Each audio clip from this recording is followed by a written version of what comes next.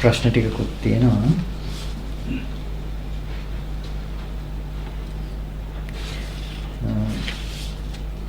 දුක්ඛ සත්‍ය පිරිසිදු දැකීමට උත්සාහ කිරීමෙන් ගෙවි යන්නේ සමුදය සත්‍ය වන නිකාන්ති තණ්හාව නේද? පංච උපාදානස්කන්ධය හසු නොවන අපට දුක්ඛ සත්‍ය ප්‍රායෝගිකව පිරිසිදු දකින්නේ කෙසේද? එතකොට දුක්ඛ සත්‍ය පිරිසිදු දැකීමට උත්සාහ කිරීමෙන් ගෙවි යන්නේ සමුදය සත්‍ය වන නිකාන්ති තණ්හාව නේද? ඔව් දුක්ඛ සත්‍ය පිරිසිදු දකින්නකොට ගෙවෙන්නේ හැම වෙලාවකදීම සමුදය සත්‍ය ඇති කරගන්න පිහිටන්න තැනක් නැති වෙනවා. දුක්ඛ සත්‍ය පිරිසිදු නොදන්නාකම මතයි සමුදය සත්‍ය පිහිටා සිටින්නේ. එතකොට ඒක තමයි නිකාන්ති තණ්හා කියලාත් කියන්නේ. හැම වෙලාවකදීම දුක්ඛ ස්කන්ධ ධර්මතා ටික දුක හැටියට නොදන්නාකම නිසා නැතිනම් විපාකයේ හැටියට නොදන්නාකම නිසා සකස් කරගන්න නව කර්ම ටික හැම වෙලාවකදීම ඒ මට්ටමේ ඇති කරගන්න තණ්හාව ඒකට කියනවා සමුදය සත්‍ය කියලා. එතකොට පංච උපාදානස්කන්ධය හසු නොවන අපට දුක්ඛ සත්‍ය ප්‍රායෝගිකව පිරිසිදු දකින්නේ කෙසේද? එතකොට අපිට දුක්ඛ සත්‍ය පිරිසිදු දකින්න නම් වෙන්නේ ඇහැ රූප දෙකේ අනිත්‍ය සහ උදේ කතා කළ විදිහටම ඇහැ රූප දෙකේ අනාත්මය සාක්ෂාත් කරලම තමයි. එතකොට ඒකදී අපිට මානසිකාරය සහ මානසිකාරයෙන් උපදවන නුවණ කියලා අපිට දෙකට බෙදන්න වෙනවා. මානසිකාරය කියන එක හැම වෙලාවකදීම අපිට ධර්මතාවයක් විදිහට අපි මෙනෙහි කරන දේ. හැබැයි මානසිකාරයේ තුල උපද්දවන නුවණට තමයි ආශ්‍රයක්ෂය වෙන්නේ. මානසිකාරයට කෙලස් දුරු වෙනව නෙමෙයි, මානසිකාරයේ තුල උපද්දවන උදේවැය දක්නා නුවණටයි කෙලස් දුරු වෙන්නේ. එකයි සතර සතිපට්ඨානේ ධම්මානුපස්සනාවට පෙන්නකොට ධම්මානුපස්සනාව තුළ ස්කන්ධයන් දක්නා නුවණත් ආයතන දකිනා නුවණත් මේ ඔක්කොම ධම්මානුපස්සනාවට පෙන්නනවා. මේ ඔක්කොම ධම්මානුපස්සනාවට පෙන්නුවට හැම වෙලාවකදීම ඊට යටින් නැවත පෙන්නනවා සමුදය ධම්මානුපස්සීවා වය ධම්මානුපස්සීවා සමුදය වය ධම්මානුපස්සීවා කියලා උදේවැය දක්නා නුවණක් වෙනම පෙන්නනවා. එතකොට පංච පංචස්කන්ධ ස්කන්ධ ටික දකින්න නුවණක් වෙනමත් උදේවැය දක්න නුවණක් වෙනමත් ඇයි පෙන්වන්නේ?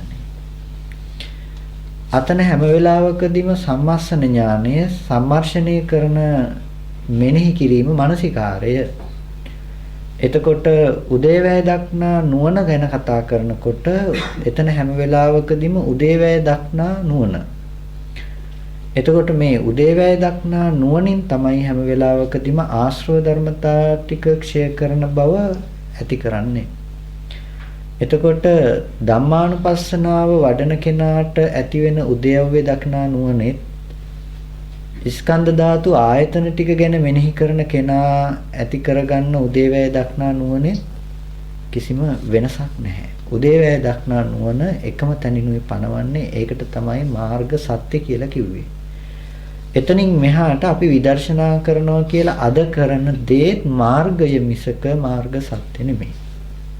ඒක සතිපට්ඨානයක්. අපි සිහිය පිහිටවන මානසිකාරයයි. හැබැයි මේ මානසිකාරයේ තුල උපද්දවන නුවණ තමයි හැම වෙලාවකම ආශ්‍රව ධර්මතා ටික ක්ෂය කරන්නේ.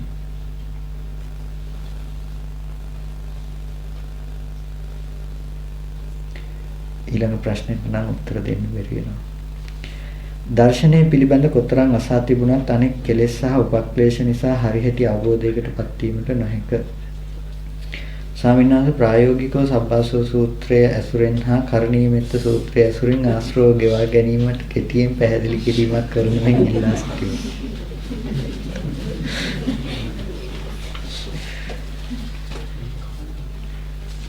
තව මාසයක් විතර හිටියොත් උත්සාහ කරලා බලන්නම් මේ ප්‍රශ්නට උත්තර දෙන්න. එතකොට ගරුතසන්න නිකාන්තික්ෂණේ තණ්හාව සහ දුක්ඛ ආර්ය සත්‍ය අතර සම්බන්ධයක් ඇතනම් ඒ ගැන කරුණාවෙන් පහදා දෙනසෙ. එතකොට එම තණ්හාව ක්ෂණික සහ සන්තති වශයෙන් යෙදේද. නිකාන්තික්ෂණේ තණ්හාව සහ දුක්ඛ ආර්ය සත්‍ය අතර ඇති සම්බන්ධය කියලා කියනකොට දුක්ඛ සත්‍ය කියන තැන බිත්තිය නම් මේ බිත්තිය ගාපු පේන්ට් එක තමයි සම්පූර්ණම මේ සමුදය සත්‍ය කියන තැන. නිකාන්ති තණ්හා කියපු තැන. හැබැයි අපිට හම්බෙන්නේ ওই පේන්ට් එක දිහා බලනකොට ගහ. එතකොට අපි කැමති ගහටයි. අපි ගහට කැමති වුණාට ওই ගහ කියන එක බොරුව මත පදනම් වෙච්චි අපි කැමැත්ත ගහට ඇති කැමැත්තත් දෙකම බොරු. ගහ සහ ගහට ඇති කැමැත්ත කියන දෙකම බොරු. මොකද ඒක එතන තිබුණේ පේන්ට් එක. ගහ දැක්කේ අපි ගහට කැමැත්ත ඇති කරගත්තෙත් අපි. අපි දන්නේ ගහට කැමතියි කියලා. අපිට පේන්නේ අපි කැමති පේන්ට් එකටයි කියලා. ඒ වුණාට යථාර්ථයක් විදිහට අපි කැමති වෙලා තියෙන පේන්ට් එකට. හැබැයි පේන්ට් එකෙන් වැහුනේ බිත්තිය. හැම වෙලාවකදීම බිත්තිය වගේ දකින්න දුක්ඛ සත්‍ය කියන තැන. දුක්ඛ සත්‍ය නොපෙනෙන්න ගාපු පේන්ට් එක තමයි මේ සමුදය සත්‍ය කියන එක. ස්කන්ධ ටිකට ඇති කරගන්න තණ්හාව කියන එක. ඒක අපිට පේන්නේ අපිට ඒකෙත් ප්‍රකට වෙන්නේ පේන්ට් එක ඇති තැනක ගහ. අපි කැමති ගහට.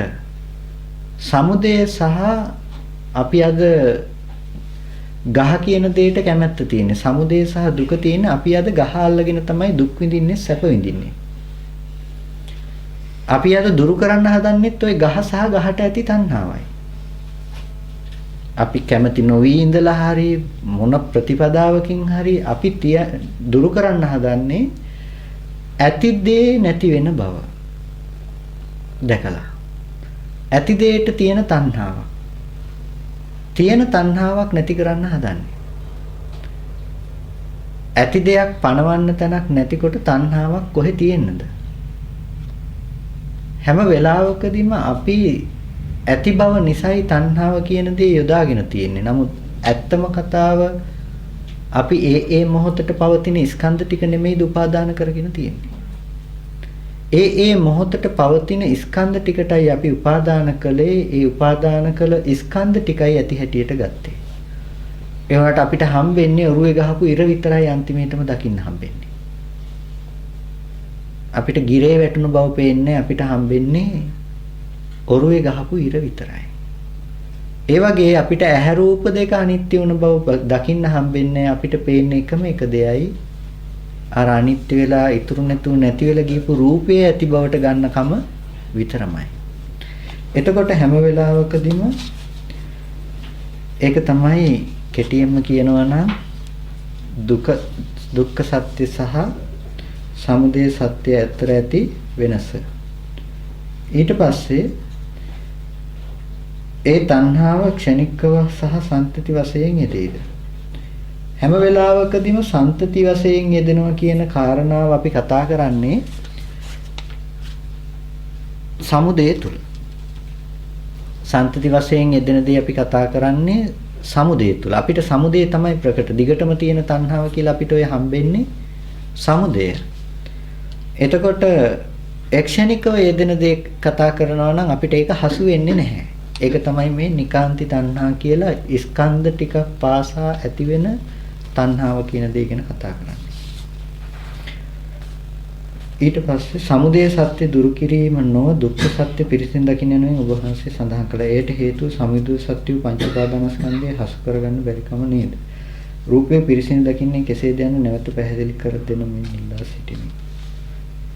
දරුවා ඉදිරියට පැමිණ විට එම අවස්ථාවේ රූපය පිරිසිදු දකින්නේ කෙසේද? එතකොට සමුදය දුරු කරන්න මේ දුක පිරිසිදු දකින්න කිව්වේ හසු නොවන සමුදය කවදාවත් දුරු කරන්න හම්බෙන්නේ නැතිකම. අමනුෂ්‍ය එලවන්න කිව්ව කතාව වගේ. පේන්නේ නැති අමනුෂ්‍යයා කොහේ එලවන්නද? අතන අමනුස්සයෙක් ඉන්නව එලවල එන්න කිව්වොත් එහෙම අමනුස්සයව කොහොමද එලවන්නේ? පේන්නෙත් නැතිකොට. ගියාද කියලා දන්නේ කොහොමද? ඒක දැනගන්නත් බෑ, ඉන්න බව දැනගන්නත් බෑ අපිට.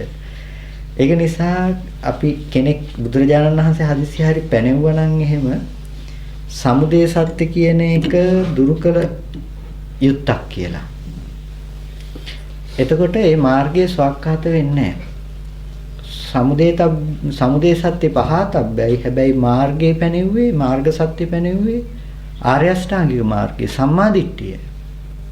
ඇත්ත දකින්න. ඒ දුක පිරිසිඳ දකින්න තැනට. එතකොට රූපේ පිරිසිඳ දකින්නවා කියනකොට හැම වෙලාවකදීම රූපය කියන එක දකින්න එපා. දරුවා වූ රූප, ගස වූ රූප දකින්න එපා. ඔතන ගොඩක් වෙලාවට වර්ධින තැන. රූපේ පිරිසිඳ දකින්න යනකොට දරුවා වූ රූපේ පිරිසිඳ දකින්න යනවා. ওই දරුවා වූ රූපේ පිරිසිඳ දකින්න යනකම් ඕගොල්ලන්ට දරුවා හම්බෙලා තියෙනවා. හැම වෙලාවකදීම ඇහැ පිරිසිඳ දකින්න. අපි සම්මුති වශයෙන් දරුවා එන තැන කියන තැන කතා කළාට ඔගොල්ලෝ ඒ වෙලාවේදී පිරිසිඳ දැක්විය යුත්තේ දරුවා නෙමෙයි ඇසයි පිරිසිඳ දැක්විය යුත්තේ. බුදුරජාණන් වහන්සේ මහණෙනි ඇස අනිත්‍යයි, රූපය අනිත්‍යයි, චක්කු විඥානය අනිත්‍යයි කිව්ව මිසක දරුවා අනිත්‍යයි, ඇස අනිත්‍යයි, චක්කු විඥානය අනිත්‍යයි කිව්වේ නැහැ. මොකද ඔය ඇහැට පේන මට්ටමට දරුවා කවදාවත් දකින්න පුළුවන් කමක් තිබුණේ නැති නිසා. දරුවව හම්බුනේ දැනගන්න තැනින් මිසක කවදාවත් දකින්න තැනින් දරුවා අසුරු කරන්න පුළුවන් කමක් ලැබුණේ නැහැ. ඒක නිසා හැම වෙලාවකදීම දරුවා අසුරු කළේ දැනගන්න තැනින්. ආශ්‍රව ටිකෙන් දරුවා කියන තැනින් පැද්දුවේ. එතකොට ආශ්‍රව ටිකෙන් ගෙනල්ලා දුන්න දරුවා තමයි අපි අසුරු කරන්නේ. එතකොට අපි මිදෙන්න තියෙන්නේ දැන් එළියේ ඉන්න දරුවගෙන් නෙමෙයි. අපි මිදෙන්න ඕන වෙයි දරුවා දකින්න පුළුවන් කියන මනසින්.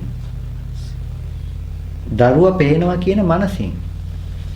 අපි හදනවා නම් එළියේ ඌ දරුවගෙන් මිදෙන්න අපිට කලම මග වැරදිනවා. ඒක නිසා එළියේ ඉන්න දරුවගෙන් නෙමෙයි අපි මිදිය යුත්තේ. ඔය එළියේ ඉන්න රූපේ දරුවා කරගන්න මානසික මට්ටමේ. ඒක දකින්න ඕනේ නිසයි හැම වෙලාවකදීම ඇහැ අනිත්‍යයි, රූපය අනිත්‍යයි, චක්කු විඥානය අනිත්‍යයි කිව්වේ. ඇහැ අනිත්‍යයි, රූපය අනිත්‍යයි කියනකොට ඇහැ රූප කියනකොට රූපය ගන්න එපා දරුවා විදියට. දරුවා වූ රූප තිබුණේ නැහැ. දරුවා හදාගත්තේ උපාදානස්කන්ධේ තියෙන රූප උපාදානස්කන්ධයේ පැත්තේ. රූපේ ගැන කතා කරනකොට චත්තාරෝච මහ භූතා චතුන්නංච මහ භූතා නම් උපාදාය රූපං. එතකොට ඇහි අනිත්‍ය නම් කතා කරන්න යන්නේ එතන රූපේ ගැන කතා කරනකොට අපිට දකින්න වෙන්නේ වර්ණ රූපේ විතරමයි. වර්ණ රූපේ දරුවා හිටියේ නෑ දකින්න මොහොත වෙනකොට. ඇහැට ගැටුනේ වර්ණ සටහනක් නේ දරුවා ඇවිල්ලා ඇහි හැප්පුණේ නෑනේ. හදිසිය ඇහි හැප්පුණා නම් එහෙම ඒක කාය සම්පස්යෙන් හැදුණු කාය සම්පස්සේ නිසා හැටගත් වේදනාවක් මිසක චක්කු සම්පස්සේ වෙන්නේ. ඇහැට පෙනුණා නම් පෙනුනේ වර්ණ සටහනක් මිසක වෙනත් දෙයක් නෙමෙයි. එතකොට වර්ණ සටහනේ දරුවා වූ රූපයක් ආවේ නැහැ. වර්ණ සටහනේ ආවේ සම්පූර්ණ අනාත්ම ධර්මතාවය. එතකොට ඔහොම කිව්වහම අර කතාව කියන්න එපා. ඒ වුණාට හාමුදුරනේ වර්ණ සටහන එන්න හරි ඒ පැත්තේ තිබුණ නිසානේ වර්ණ සටහන ආවේ කියලා. මොකද මේ කතා කරන්නේ කෝප්පෙට එහා පැත්තේ ඉඳලා නෙමෙයි කෝප්පෙට එහා පැත්තෙන් හිටියොත් කෝප්පෙට අපිව වැහෙනවා. මේ කතා කරන්නේ මේ පැත්තේ ඉඳලා. එතකොට මේ කතා කරන්නේ කෝප්පේ නෑ කියන්නත් නෙමෙයි කෝප්පේ තියනවා කියන්නත් නෙමෙයි. මේ කතා කරන්නේ කෝප්පේ හම්බෙන තැන තියෙන යථාර්ථය කියන්න අවශ්‍ය නිසායි. එතකොට ඔයගොල්ලන්ට සාක්ෂාත් කරන්න වෙන්නේ ඇහැ රූප දෙකේ අනාත්ම බව. ඒ අනාත්ම බව සාක්ෂාත් කරන්න නම් ඔයගොල්ලන්ට මේක ඇහැට පතිත වෙන මොහොතේ තිබුණු අහිංසක බවම හම්බෙන්න වෙනවා. ඔයගොල්ලන්ට දරුවා කියන සංකල්පය ඇවිල්ලා ඇහි වැදුනේ නැහැ. වැරදිලා එහෙන් දරුවා ඉන්න නිසාමයි ඔයගොල්ලන්ට පෙනෙන්නේ කියලා ඔයගොල්ලෝ කියනවා නම් ලෝකේ ඉන්න ඔක්කොටම මේ රූපේ දකින්නකොට දරුවා කියන බව ඇති වෙන්න වෙනවා. දරුවා ඉන්න නිසාම නම් අපි ඒක දැක්කේ. පේන තැනක ඔය දරුවා කියනකම මෙහි හදාගත්ත ටික. ඔය දරුවා හැදුවේ අර ගහෙන් පේන්ට් එකක් නෙමෙයි. පේන්ට් එක ඇති තැන හදාගත්ත ගහ. එතකොට අපිට දැන් දරුවා කියන තැන හැම වෙලාවකදීම හම්බෙන්න ඕනේ අනාත්ම ධර්මතාවයක් ඇති තැනක අපි හදාගත්ත අපේ කෙලෙස් ටික ආශ්‍රව ටික විදියට. එතකොට අන්තිමේටම ඔයගොල්ලන්ට මෙතනින් හම්බෙන්න ඕන විදර්ශනා කරන්න හදන්නේ කොයි දරුවද කියන එකට. දැන් කොයි වර්ණය ගැනද ඔයගොල්ලෝ ඔය දරුවා කියලා විදර්ශනා කරන්න හදන්නේ? මේකෙන් ඇති වෙන්න ඕනේ නුවණ ඔයගොල්ලන්ට දරුවා පණවන්න තැනක් නැති වෙන්න ඕනේ. මේ කතා කළේ රූපේ නැහැ කියලා නෙමෙයි. මේ නියෝජනය ඇති කල්ලි රූපේ තිබුණා කියනවා. මේ ටික නැති වෙනකොටම දරුවා ඉතුරු නැතුව නිරුද්ධ වුණා කියනවා. එතකොට මේ කතා කරන්නේ නිරෝධ ඥානයක් ගැන මිසක වෙන දරුවා නැහැ කියන්නත් නෙමෙයි දරුවා ඉන්නවා කියන්නත් නෙමෙයි. කෙනෙක් අහන ප්‍රශ්නයක් තමයි කොයි කියන්නේ දරුවා ඉන්නවා කියලා කියන්නේ. නෑ මේ දරුවා ඉන්නවත් නෙමෙයි. මේ කියන්නේ එහෙනම් කියන්නේ දරුවා නැහැ කියලා. නෑ දරුවා නැත් නෙමෙයි. ඇයි අර ටික ඇති කල්ලි අපි දරුවා කියලා හිතනකම තියෙනකන් අපිට දරුවා නැහැ කියන්නේ මේ දරුවා ඉන්නවා. ඒ වගේම ඇහැ රූප දෙක අනාත්මයි ඉතුරු නැතු ඒ මොහොතේම නැති වුණා. ඒ නැති වුණු තැනක අපි දරුවා කියන එක හදාගත්තා. මේ අනිත්‍ය ධර්මයේ දකින්නකොට අනාත්ම ධර්මයේ දකින්නකොට අපිට දරුවා කියලා පණවන්න තැනක් හම්බෙන්නේ නැහැ. එතකොට අපි එතන දරුවා ඇත කියන එකෙන් සහ දරුවා නැත කියන මේ ඇත සහ නැත කියන අන්ත දෙකෙන්ම මිදිලා. හේතුන් පටිච්ච සම්භූතං හේතු භංගා නිරුද්ධති හේතු ටික ඇති කල්ලි හටගෙන හේතු නිරෝධයෙන් නිරුද්ධ වෙන ධර්මයක් අපි සාක්ෂාත් කරලා. අන්න එතනිනුයි අපිට හැම වෙලාවකදීම දරුවගේ නිරෝධය දකින්න වෙන්නේ. එතකොට දරුවගේ නිරෝධය කිව්වේ ඉන්න දරුවා නෙමෙයි මෙහි හදාගත්ත දරුකමයි අයින් වෙන්නේ. මාර්ගයේ වඩන ස්වාමීන් මාර්ගයේ වඩන තැනද කල යුත්තේ නිරෝධය ගැන අසරූප විඥානයේ අනිත්‍ය බවට සිහි කිරීමද බාහිරයට යෑම වැළැක්වීම සඳහා සෝවාන් ඵලයේදී මෙම නිරෝධ බව සිහි කිරීමෙන් තොරව එළඹ සිටිනවාද මාර්ගයේ වඩන තැනද කල යුත්තේ මගත් වැඩි යුතුය. හැබැයි මාර්ග සත්‍යයෙන් තමයි ආශ්‍රව ධර්මතා ශේ වෙන්නේ. ඒ වගේම Nirodhe දකින්න බව අද අපිට කරන්න වෙන්නේ මානසිකාරයක්. මානසිකාරයේ මාර්ගයයි මානසිකාරයේ තුල උපද්දවන ප්‍රඥාව මාර්ග සත්‍යයට අයිති දෙයි. එතකොට අද සිහි කරන්න හදන ඒ ඔක්කොම මාර්ගය, ඒ මානසිකාරයේ සම්මර්ෂණය, සම්මස්සන ඥානය.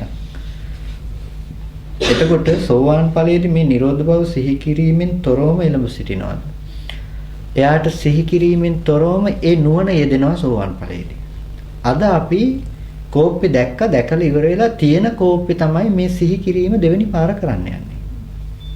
සෝවාන් ඵල සිතේදී එයාට මේ හම්බෙන රූපය හම්බෙන තැනම එයා අර ගහෙන් මිදලා එයා විත්තිය වැහෙන්න ගාපු පේන්ට් එක දකින්න මොහොතක්. එතකොට හැම වෙලාවකදීම එයාට කෝපෙම හම්බුන්නේ නැහැ. පෙරපසු නැතුවම එයාට හම්බුනේ මේ ධර්මතාවය වෙනවා. ඒක නිසා එයාට Nirodhe කියන එක සිහි කිරීමෙන් තොරවම එළඹ සිටිනවා මානසිකාරයෙන් තොරවම. හැබැයි මත්තේ මාර්ගයේ වැඩිම පිණිස යන තවදුරටත් ඒකම ඒ දර්ශනීයම තවදුරටත් ප්‍රගුණ කළ යුතුයි. එයාට දැන් නුවණ තියෙනවා. ඒ නුවණ තවදුරටත් වැඩි යුතුයි ප්‍රගුණ කළ යුතුයි.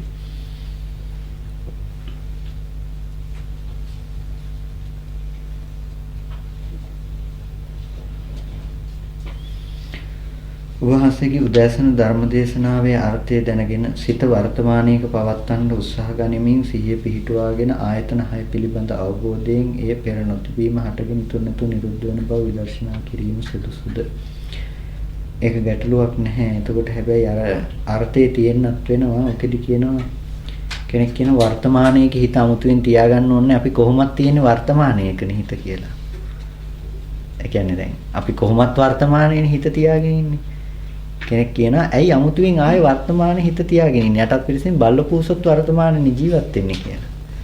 නමුත් වර්තමානයේ අපි ජීවත් වුණාට කවුද වර්තමානයේ ජීවත් වෙන බව දන්නේ? නොදන්න කමනේ මෙතන තියෙන ගැටලුව. ඒ කියන්නේ මේ කාලේ අපි වර්තමාන කාලය කියන එක සම්පූර්ණ මේ මතු පිටින්වත් අත ගන්න නැතුවයි මේ කතාව කියන්නේ. අපි සම්පූර්ණ ජීවත් වෙන්නේ අතීත අන්තේනේ. අපි දකින්නෙම කෝප්ප වෙලා නේද? දැන් ওই කෝප්පේ අතීත අන්තයේ තුල රැස් කරගත්ත සංඛාරය නිකන්වත් අපිට ඇසුරු වෙලා තියෙනවද වර්තමාන ඉතුරු නැතුව නිරුද්ධ වුණ මොහොතේ මෙහි හදාගත්ත කෝප්පේ කියන නුවණ. ඒකනේ අපිට වර්තමානයේ ඇති වෙන්න ඕනේ නුවණ. වර්තමානයේ නම් අපි ජීවත් වෙන්නේ. ඒක තමයි ඇත්තම කතාව. අපි කවුරු ජීවත් වෙන්නේ වර්තමානයේ තමයි. ගැටලුව තියෙන්නේ අවිද්‍යාව වර්තමානයේ නොදන්නාකමනේ. ඉතින් ඒක නිසා වර්තමානයේ නොදන්නාකම අවිද්‍යාව වුණ අපිට ඔක කියලා මගෙන් කෙනෙක් කිව්වා. එතකොට අවිද්‍යාව කියන්නේ කාලේ නොදන්නාකමද දුක්ඛ සත්‍යද කියලා. දුක්ඛ සත්‍ය. ඉතින් දුක්ඛ සත්‍ය නොදන්නාකම තමයි මේ වර්තමානයේ නොදන්නාකම කිව්වේ. දුක්ඛ සත්‍ය හැටියට නොදන්නාකම. ඔක තියෙන්නේ කොහෙද කියලා. ඉතින් දුක්ඛ සත්‍ය හැටියට නොදන්නාකම කියන එක අලුතෙන් තව වචනයක් දාලා කියන්න අවශ්‍ය නැහැ. මේක පිරිසිඳ නොදන්නාකම කියන්නේ දුක්ඛ සත්‍ය පිරිසිඳ නොදන්නාකම තමයි. ඒක අමුතුවෙන් ආයේ වෙනම වචනයක් දාලා එකින් එකට කියන්න වෙන්නේ නැහැ. එහෙම වුණොත් එහෙම මේක කෙලවරක් නැතුව ලියන්න වෙනවා නේ. කෝප්පේ දකින්න තැන කෝප්පේ පිරිසිඳ නොදන්නාකම. වටාපතු පිරිසිඳ නොදන්නා. නෑ මේ දුක්ඛ සත්‍ය පිරිසිඳ නොදන්නාකම තුලයි කෝප්පේ හදාගත්තේ. එතකොට හැම වෙලාවකදීම ඒ වර්තමානයේ කියන එක කතා කරන්නේ මේ නිකන් කාලයක් විදිහට අරගෙන හිත තියාගන්න තැන නෙමෙයි. මේ Nirodhe ගැන පවත්නා බව. එකයි කිව්වේ යදතීතං පහීනන්තං අපත්තං ච අනාගතං පච්චුප්පන්නං ච යේ ධම්මේ තත්ත විපස්සති. යමක් අතීතාන්තයේ ඇසුරු කරා නම් යදතීතං පහීනන්තං ඒක ප්‍රහීන වූ බවට යට නුවණයි. අපත්තං ච අනාගතං අනාගතයට පැමිණිලා නැහැ. පච්චුප්පන්නං ච යේ ධම්මේ වර්තමානයේ යම් ධර්මතා ටිකක් තියෙනවා නම් ඒක දැනගෙන නිකන් ඉන්න කියලා නෙමෙයි මේ කිව්වේ. තත්ත විපස්සති යා දකින්න ඒ තැන හොඳ මනා නුවණින් අර ටික නිරුද්ධ වුණ තැනක මෙහෙම ධර්මතාවයක් පැවතුණා. ඒකත් ඉතුරු නැතුව නිරුද්ධ වෙනවා. එයා ඒක දකිනවා. එතකොට කොටින් මෙයාට වර්තමානෙකුත් හම්බෙලා නැහැ. අතීතේ පනවන්නෙත් නැත්නම් අනාගතේ පනවන්නෙත් නැත්නම් ආයේ වර්තමානයේ කොහෙද? ඒක නිසා වර්තමානයේ මැද කිව්වා කියලා වර්තමානයේ නිවන නෙමෙයි වර්තමානයේ නොතවරි වර්තමානයේ පිරිසිඳ දැක්ක නිසා යාට නිවන ලැබුණේ. එතකොට එයාට වර්තමානෙනුත් මිදිලා යා. වර්තමානයක් හම්බෙන්නෙත් නෑ යාට.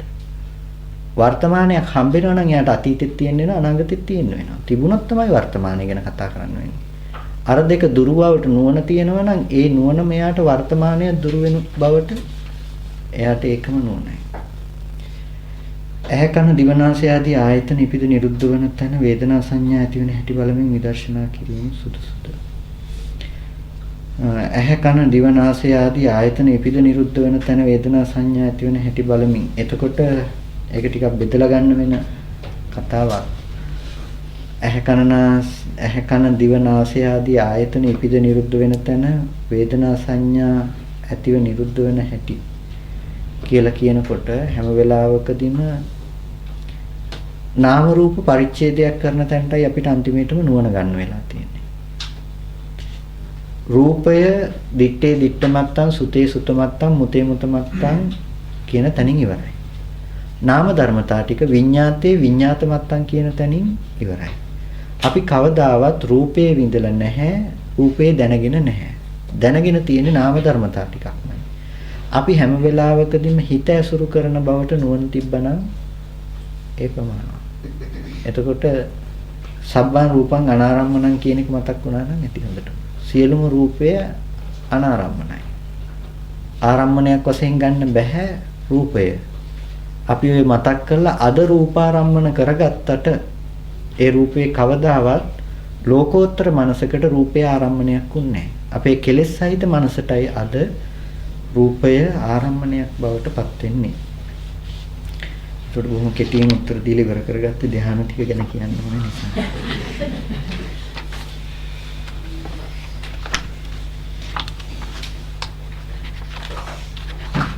නැත්නම් අන්තිමේට උන්ට ධ්‍යාන ටික කිව්වේ නැහැ කියලා. ධ්‍යාන පිළිබඳව දක්වනකොට ධ්‍යාන ගැන කතා කරන්න තියෙන හොඳම මූලාශ්‍රය තමයි ඥාන විභංගය. එතකොට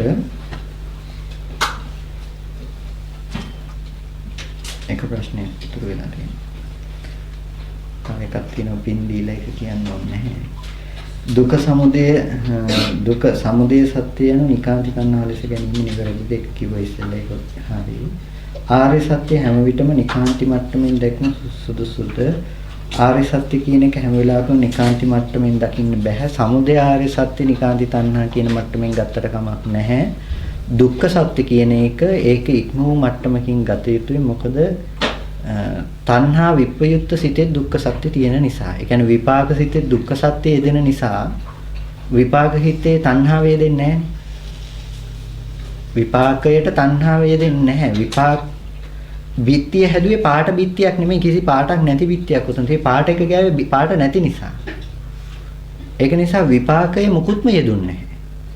තණ්හාවේ දෙන්නෙත් නැහැ, මාර්ගයේ දෙන්නෙත් නැහැ. ඒක නිසා හැම වෙලාවෙම නිකාන්ති තණ්හාව යොදාගන්නේ පස්සේ. එතකොට හැම වෙලාවකදීම ආර්ය සත්‍ය ඔක්කොම එතනින් පණවන්න පුළුවන් කමක් නැහැ. ස්කන්ධය හැම වෙලාවකදීම ස්කන්ධ ටික දුක්ඛ සත්‍යයට අදාළ දේ. දුක්ඛ සත්‍ය පිරිසිඳ නොදන්නාකම මත සමුදය සත්‍ය හදා ගන්නවා. අර ටික පිරිසිඳ දන්නාකම නිසා මාර්ග සත්‍ය හදා ගන්න පුළුවන්කම තියෙනවා. සමුදය සත්‍ය සමුදය සත්‍ය ප්‍රහාණය කරන්න පුළුවන්කම තියෙනවා. නැත්තම් සමුදය සත්‍ය දුරු කරලා නිරෝධ සත්‍ය සාක්ෂාත් කරන්න පුළුවන්කමක් තියෙනවා එතන. නිරෝධ සත්‍ය සාක්ෂාත් වීමට නම් මාර්ග සත්‍ය තුළින් දුක හා දුක්ඛ සත්‍ය දෙකම පිරිසිදු දැක්විය යුතුයි නේද? ඔව් නිරෝධ සත්‍ය සාක්ෂාත් වීමට නම් මාර්ග සත්‍ය තුළින් දුක හා දුක්ඛ සත්‍ය දෙකම පිරිසිදු දැක්විය යුතුයි. දුක්ඛ සත්‍ය පිරිසිදු දැක්කනම් එයාට නිකම්ම දුක ප්‍රකටයි. ඒ වගේම තමයි කෙනෙක් එක සත්‍යයක් දැක්කනම් සමුදය සත්‍ය දැක්කනම් එයා අනිත් සත්‍ය තුනම දැක්ක වෙනවා. මාර්ග සත්‍ය දැක්කනම් එයා අනිත් සත්‍ය තුනම දැක්ක වෙනවා. නිරෝධ සත්‍ය දැක්කනම් අනිත් සත්‍ය තුනම දැක්ක වෙනවා. ඇයි හැම වෙලාවකදීම අනිත් ටික ඔක්කොම ආවරණ වෙන්න ඕනේ මේ ඔක්කොම දකින්න. මොකද මේ එකක් එකක් වෙන් කරන්න බෑ අපිට. එක තැනකින් පණවන්න වෙන සිද්ධියක් තියෙන්නේ.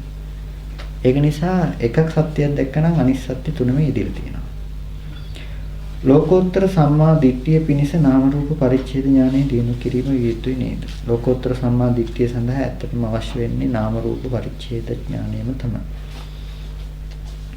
එතකොට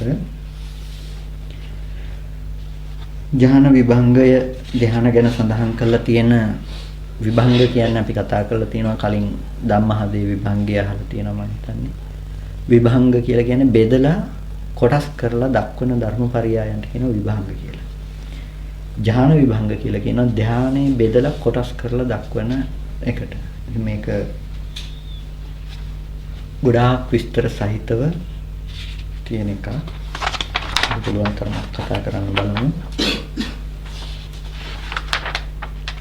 ඉස්සෙල්ලා සුත්තන්ත භාජනීයයි කියලා සූත්‍රය අනුව විස්තර කරන දහම් පරියාය පෙන්නන මාතිකා ටික. ඉද බික්කවේ බික්කු පාතිමොක්ක සංවර සංගතෝ විහෙරති ආචාර ගෝචර සම්පන්නෝ අනුමත්තේසු වජ්ජේසු බහෙදස්සාවි. කවුද ධ්‍යාන ලබන කෙනා කියන එකට ධ්‍යාන ලබා ගන්න හදන කෙනාගේ ඇති සුදුසුකම් ටික. ඒක පටන් ගන්නෙම ඉද බික්කු මෙසස්නෙහි මහණතෙම. ඉද කියලා කියන එකට ඒකම සපේන අටුවාවක්. එතකොට මොකද්ද මේ ඉද කියලා කිව්වේ? දැන් අපි ඔය ඉද කියලා කිව්වට දැන් ඔක කොහෙද තියෙන්නේ කියලා දන්නේ නැහැනේ. ඔන්න ධ්‍යාන විභංගෙදි බෙදනවා. ඉද කියලා කියන්නේ ඇයි? ඉමිසා දිට්ඨිය මේ දෘෂ්ටියෙන් මේ ඉවසීමෙන් මේ රුචියෙන් මේ ගැනීමෙන් මේ ධර්මයේ මේ විනයේ මේ දහම් විනයේ මේ බුදුරජාණන් වහන්සේගේ ප්‍රවචනයේ මේ බ්‍රහ්මචර්යාවේ මේ ශාස්ත්‍රීය ශාසනයේ යෙදෙන කෙනා කියන අර්ථයෙන් ඉද කියලා කියනවා. බික්ඛු කියලා කියනකොට සම්මඤ්ඤාය බික්ඛු ව්‍යවහාරයෙන් භික්ෂුව කියලා කියනවා. අපි භික්ෂුව කියලා ව්‍යවහාර කරන කෙනාට භික්ෂුව කියනවා. පටිඤ්ඤාය භික්ෂු මම භික්ෂුවක් කියලා පිළින කරන නිසා භික්ෂුව කියනවා. බික්ඛකෝති බික්ඛු පිඬු සිඟා යන නිසා බික්ඛු කියනවා. ඊට පස්සේ භින්න පටදරෝති බික්ඛු බිඳුණු සිවුරු දරන නිසා වස්ත්‍රයක් දරන නිසා භික්ෂු කියලා තියෙනවා. පාපක අකුසල ධර්මයන් විදින නිසා භික්ෂු කියලා කියනවා. ඉතින් ඔය අර්ථයකින් අරගෙන ඔයගොල්ලෝ භික්ෂු කියන්න පුළුවන් වුණා. ඒ කියලා හැබැයි පැවිද්ද කියන එක වෙනම කතාවක්. නැත්තම් අපි භික්ෂු තමයි කියනවා. එතකොට අවදි වශයෙන් ක්ලේශයන් ප්‍රහාණය කරන නිසාත් භික්ෂු කියලා කියනවා. ඊට පස්සේ සෛක්ෂ භික්ෂු කියන සෛක්ෂ නිසාත් භික්ෂු කියනවා, අසෛක්ෂ නිසාත් භික්ෂු කියනවා. ඊට පස්සේ නමසෛක්ෂු අසෛක්ෂු නෝද සියලු දේ අග්‍රෝවියේ භික්ෂු කියනවා. ඉතින් මේ විදිහට ගොඩාක් අර්ථ වලින් භික්ෂුව කියන ඉතින් ඔය මේ ධර්ම විනයේ යෙදෙන ඕනම කෙනෙකුට එතකොට ওই වචනේ යොදන්න පුළුවන්කම තියෙනවා. ඒක නිසා භික්ෂුන් වහන්සේලාට විතරයි මේ ධහම කිව්වේ කියන තැනක් ගන්න බෑ කියන්නේ ඔන්න ඔය අර්ථය යොදන නිසා. ඔය ඕනම කෙනෙකුට මේ ධහම සඳහන් කරන්නේ භික්ෂුන් වහන්සේලාට ආමන්ත්‍රණය කරලා දේශනා කළාට ඉද බික්ඛවේ බික්ඛු කියලා කිව්වට ඒක ගිහි කෙනාටත් අදාළයි කියන්නේ ඒ අර්ථය නිසා. පාතිමොක්ඛන්ති සීලං පතිට්ඨා ආදී චරණං සංයමෝ සංවරෝ. මොකද ධ්‍යාන ටික හවස් වගේ තෝරගත්ත එක හොඳයි. දැන් සමාපත්තියට සම්වදින්න.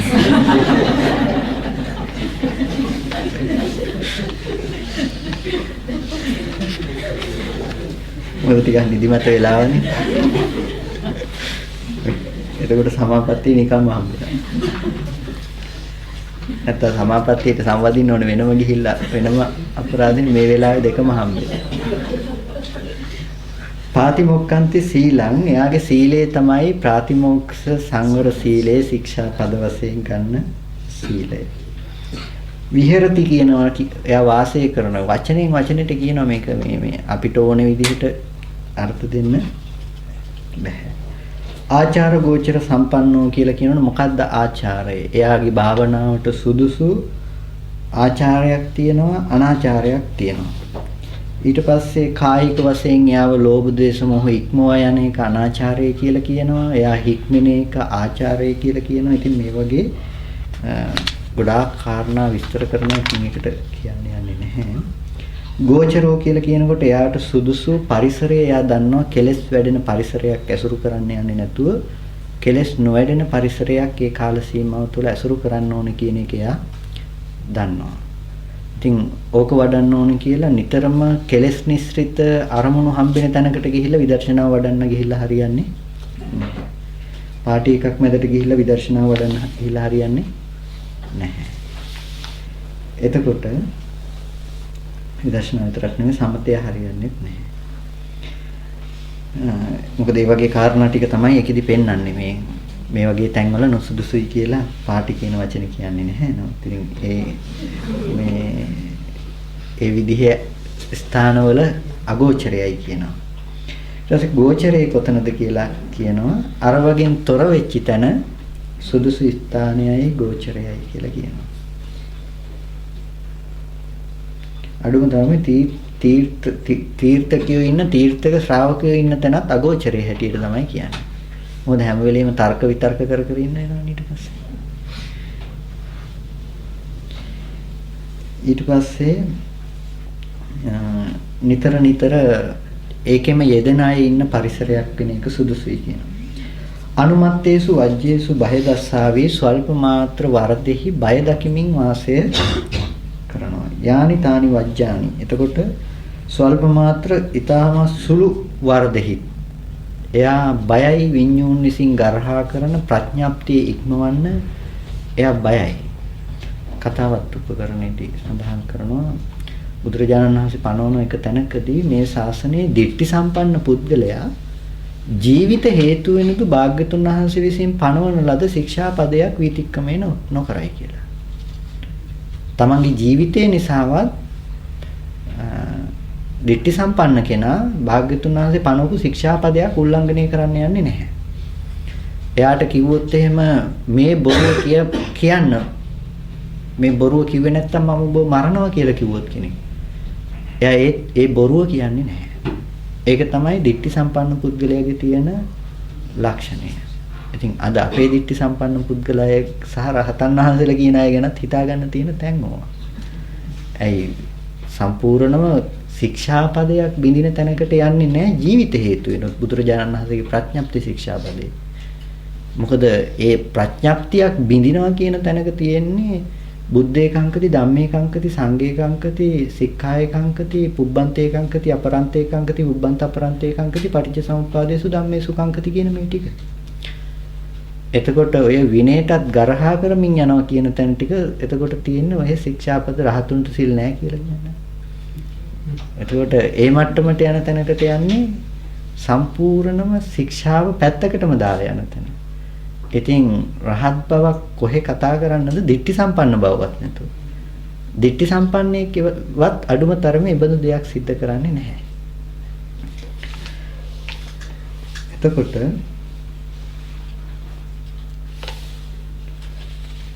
අනුමත්තේසු වජ්ජේසු බය දස්සාවි. ඒ පොඩි ස්වල්ප මාත්‍රුණ වරදෙහි මේ ධ්‍යාන උපදව ගන්න යන කෙනාට කියන්නේ අනුමත්තේසු වජ්ජේසු බය දස්සාවි. අනිත් ශික්ෂාපද ගැන මොන කතාවක්ද? ස්වල්ප මාත්‍ර වරදක් කරන්නත් එයා යෙදෙන්නේ නැහැ. සමාදාය සික්ඛති සික්ඛාපදේසු ශික්ෂාවන් දැඩිවගෙන හික්මෙනවා. ඉන්ද්‍රියේසු ගුත්තද්වාරෝ ඉන්ද්‍රියෙහි වැසූ දොර ඇතුව වාසය කරනවා. ඔය එකින් එකට විස්තර කරනවා. ඉතින් මම වැඩි විස්තර කරන්න යන්නේ නැහැ. ලොකු ප්‍රමාණයක් තියෙන නිසා. භෝජනේ මත්තඤ්ඤූති භෝජනේ මාත්‍රඥතාවයට මේ ශාසනයේ විශේෂ තැනක් දෙනවා. අනිත් ඔක්කොටම වැඩිය භෝජනේ පමණ දන්නා බව. මොකද රස තෘෂ්ණාව කියන එක අපිට අපි නොදැන හිටියට බොහොම සියුම්ම යන දෙයක්. අපේ ජීවිතේට පටිබද්ධයි. ඒකයි මේ ශාසනය එතෙන්ට විශේෂ තැනක් දෙන්නේ. අපිට ඇති වෙනවා ආහාර ගන්න රුචිය නැත්තම් අපිට ආහාර ගන්න බෑ. නමුත් අපි හිතන්නේ ආහාර රුචිය කෙලෙසයි කියලා. අපි දන්නේ නැහැ ආහාර රුචිය කෙලෙසය. ගොල්ලන්ට කාලා හොඳටම බඩ පිරුණ වෙලාවට ආයෙ කන්න කිව්වොත් එහෙම අමාරුයි නේද? ඒ වෙලාවට කන්න ප්‍රියක් නෑ නේද? ඒ වෙලාවට කන්න අර ආහාර ප්‍රිය දේ එන්නේ නැහැ. එතකොට නමුත් කවුරු හරි කිව්වොත් එහෙම ওই ටික කෑවට වැඩක් නැහැ මේ ටික කෑවේ නැත්තම් මැරෙනවා කියලා කිව්වොත් හොඳටම දන්නවා නම් ඊටු ටික කෑවේ නැත්තම් අනිවාර්යෙන් මැරෙනවා කියලා. දැන් අමාරුවෙන් හරි කන්නේ නැද්ද නොමැරි ඉන්න? දැන් කනවා අමාරුවෙන් හරි. දැන් බඩ පිරුණාට කියලා හරියන්නේ ඊටු ටික කනවා අමාරුයි. අන්න ඒ මනසක් ඕගොල්ලන්ට තියාගන්න වෙනවා හරියට භෝජනේ මත්තඤ්ඤුතාන. ආහාරයේ පටික්කුල සංඥාව නම් හරියට කරන්නේ ඔයගොල්ලෝ අන්න ඒ මට්ටමට ඔයගොල්ලන්ට තියෙන්න වෙනවා. නැත්තම් එතනින් එහා ඔයගොල්ලන්ට ආහාරය දැක්කහම අර දෙහි කනවා දකින්නවා වගේ වෙන මනසක් තියෙනවා නා. එතකොට ඒකෙන් දකින්න ආහාරයේ පටික්කුල සංඥාව සහ මත්තඤ්ඤතා නැහැ කියලා.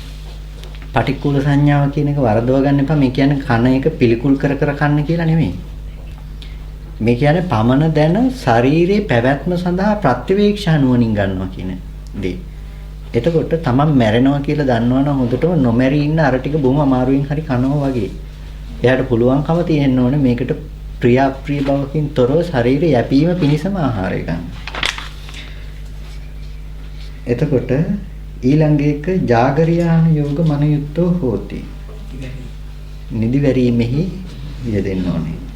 දාවල් කාලේ සක්මණින් හිඳීමෙන් නීවරණයන්ගෙන් සිත පිරිසිදු කරනවා. රාත්‍රියේහි පෙර යම සක්මණෙමින් හිඳීමෙන් ආවරණීය ධර්මයන්ගෙන් සිත පිරිසිදු කරනවා. මැදියම ටිකක් නිදා ගන්න පුළුවන්කම තියෙනවා. උත්හාන සංඥාව මෙනෙහි කොට ආවල් වෙලාවට නැගිටිනවා කියලා දැඩිවගත් සංඥාවෙන් යුක්තව ඊට පස්සේ අලුයම නැගිටලා පහු සක්මණේ සහ හිඳ ගැනීමෙන් වීරිය කරනවා. මේකට කියනවා ජාගරියාන යෝග මනයුත්තෝ විහෙරති. නිදිවැරීමෙන් යුක්තව ඉන්නවා කියලා. නැත්නම් මේ නිදි කිරනවා කියන එක නෙමෙයි නිදිවැරීමෙන් යුක්තව ඉන්නවා. සාතච්චකාරී හොති. එයා සාතච්චයි. සාතච්චය කියන්නේ සකසා ඒ දේ සිද්ධ කරනවා. නේපක්ඛන්ති. එයාට ඒ වෙලාවේ තියෙනවා නේපක්ක ප්‍රඥාව. මොනවද? ස්වභාවයෙන්ම උපදනා යම් පඤ්ඤා පජානනා අමෝහෝ සම්මාදිට්ඨි ධම්මවිචය ලොකු වචන ගොඩාක් පෙන්නනවා. අමෝහෝ ධම්මවිචය සම්මාදිට්ඨි. එයාට මේ ධ්‍යාන උපදවන්න යන කෙනාගේ තියෙන ලක්ෂණ ටික මේ කියන්නේ එයාගේ සම්මාදිට්ඨිය යෙදෙනවා මෙතෙන්ට. එයාට වෙන දෙයක් නෙමෙයි යෙදෙන්නේ සම්මා දිට්ඨියත් අනුග්‍රහ කරනවා. මොකද මේ ශාසනීය ධ්‍යාන උපදව ගන්න යන කෙනාගේ ලක්ෂණ ටික ඉපේ කතා කරන්නේ. ඊට පස්සේ බෝධිපක්ඛයානං ධම්මානං භාවනානුයෝග මනුයුක්තෝ. බෝධිපාක්ෂික ධර්මයන් එයා වඩනවා. සත්ත බොජ්ජංග වඩනවා. මේ සත්ත බොජ්ජංග ධර්මයන් ටික එයා හොඳට දියුණු කරනවා. ආසේවති භාවේති බහුලී කරවති. එතකොට ඒ ටික ආශ්‍රය කරනවා හොඳට වඩනවා. ඊට පස්සේ අභික්ඛන්තේ පටික්ඛන්තේ සම්පජානකාරී හොති සිහිය වඩනවා යා. සමාධිය වඩනවා අතන භාවනා කරනවා ඒ වගේම සිහිය වඩනවා. ඊට පස්සේ සම්පජානේ වඩනවා නුවණත් වඩනවා. ඊට පස්සේ නිකන් නෙමේ විවිච්ඡේව සේනාසනම් භජති විවේක සෙනසුන් එයා විවේකස්ථාන ඇසුරු කරනවා. ඒවා එකින් එකට වචනින් වචනට විස්තර කරනවා. අරඤ්‍ය කියන්නේ මොකද්ද මේ ඔක්කොම විස්තර කරනවා. ඊට පස්සේ නිසීදති පල්ලංකං ආභිජිත්වා කියන්නේ මොකද්ද?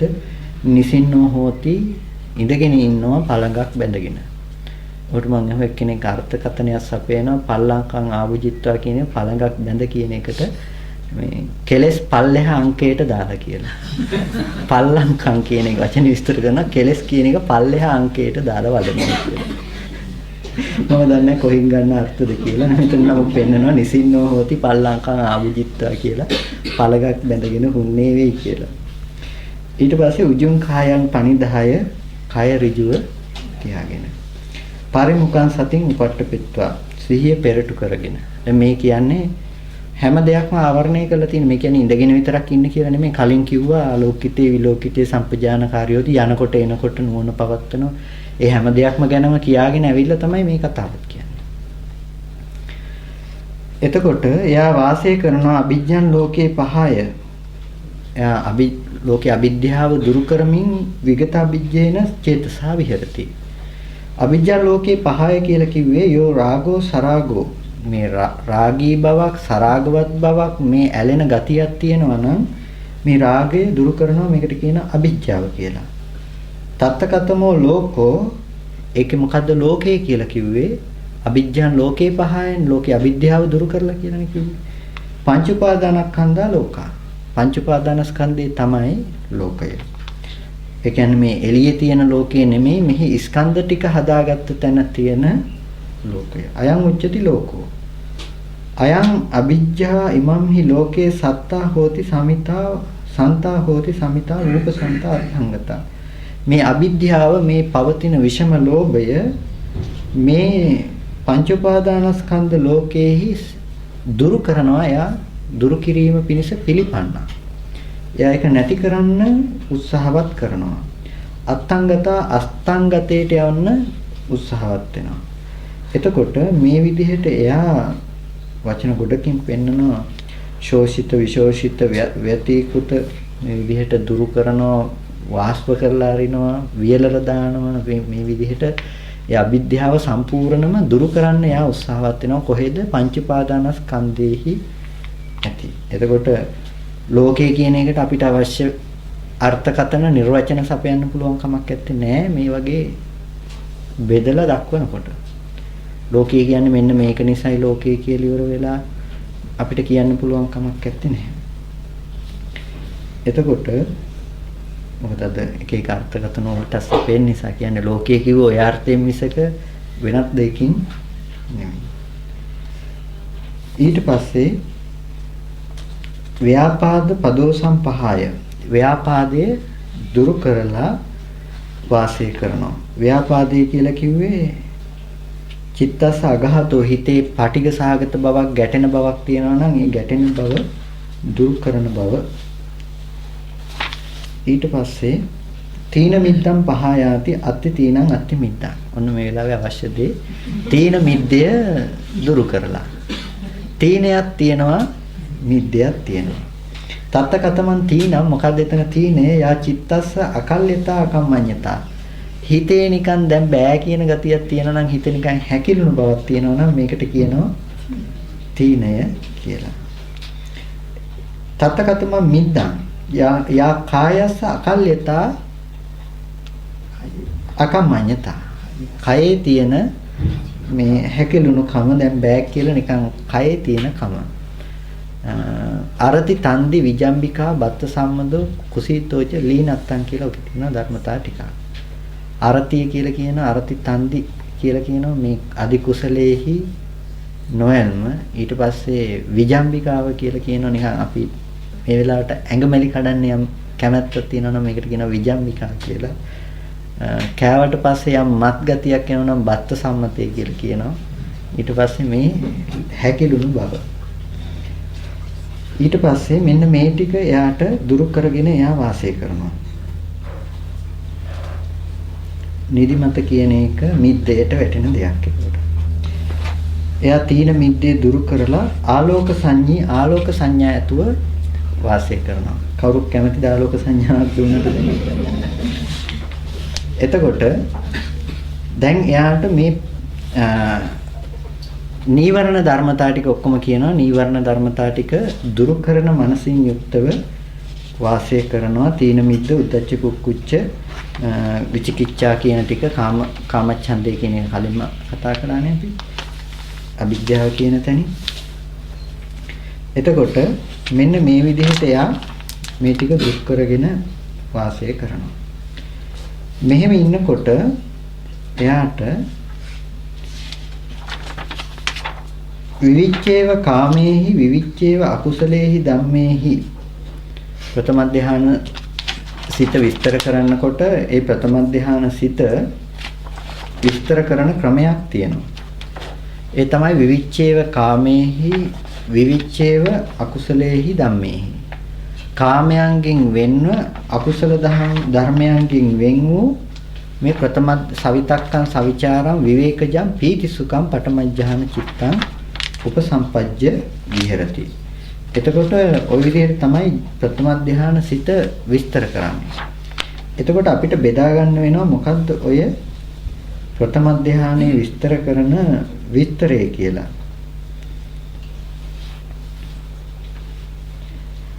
එතකොට ඒකෙදි කියනවා විවිච්ඡේව කාමේහි විවිච්ඡේව අකුසලේහි ධම්මේහි කියන එක විස්තර කරනවා. තත්ත කතමේ කාමෝ. එතන විවිච්ඡේව අකුසලේහි විවිච්ඡේව කාමේහි කියවනේ. කාමේ මොකද්ද? ඡන්தோ කාමෝ රාගෝ කාමෝ ඡන්ද රාගෝ කාමෝ. ඡන්දයත් කාමේ රාගයත් කාමේ ඡන්ද රාගය කොටින්ම කාමයයි. සංකප්පෝ කාමෝ රාගෝ කාමෝ සංකප්ප රාගෝ කාමෝ. සංකල්පයත් කාමේ රාගයත් කාමේ සංකප්ප රාගය කාමයයි. ඉමේ උච්ඡන්ති කාමා. මේකට කියනවා කාමය. තත්ත කතමේ අකුසල ධම්මා. එතන මොනවද අකුසලයේ? කාමච්ඡන්ද ව්‍යාපාද තීන මිද්ද උද්ධච්ච කුක්කුච්ච විචිකිච්ඡා ඉමේ උච්ඡන්ති අකුසල ධම්මා. ඉති ඉමේහිච්ච කාමේහි ඉමේහිච්ච අකුසලේහි ධම්මේහි විචිත්තෝ හෝති තේන උච්චති විවිච්ඡේව කාමේහි විවිච්ඡේව අකුසලේහි ධම්මේහි. මෙන්න මේ ටික දුරු නිසා එයාට කියනවා විවිච්ඡේව කාමේහි විවිච්ඡේව අකුසලේහි කියලා. දැන් මෙතනදී තියෙන ලක්ෂණය තමයි කාමයන්ගෙන් දුරුව අකුසලයන්ගෙන් දුරුව කියනකොට අකුසලයේ කියනකොට නීවරණ ධර්මතාවයන්ගෙන් තොර බව කතා කරනවා මිසක මෙතනදී කතා කරන්නේ නැහැ මූල ක්ලේශයන්ගෙන් තොර වෙන බව. ඒ කියන්නේ මූල ක්ලේශය කියලා කියන්නේ හැම වෙලාවකදීම භව තණ්හාව කියන එක ගැන එතන දෙන්න අවිද්‍යාව භව තණ්හා කියන මූල ක්ලේශ දෙක ගැන කතා කරන්නේ නැහැ. මොකද මේ දෙක ඔය හැම තැනකම නියෝජනය වෙනවා. යම් විදිහකින් අරිහත් මාර්ගසිත ගැන කතා කරනවා නම් අරිහත් මාර්ගසිතෙන් දුරු වෙන දෙක ඔය හැම තැනකම නියෝජනය වෙනවා. අවිද්‍යාව සහ භව තණ්හාව.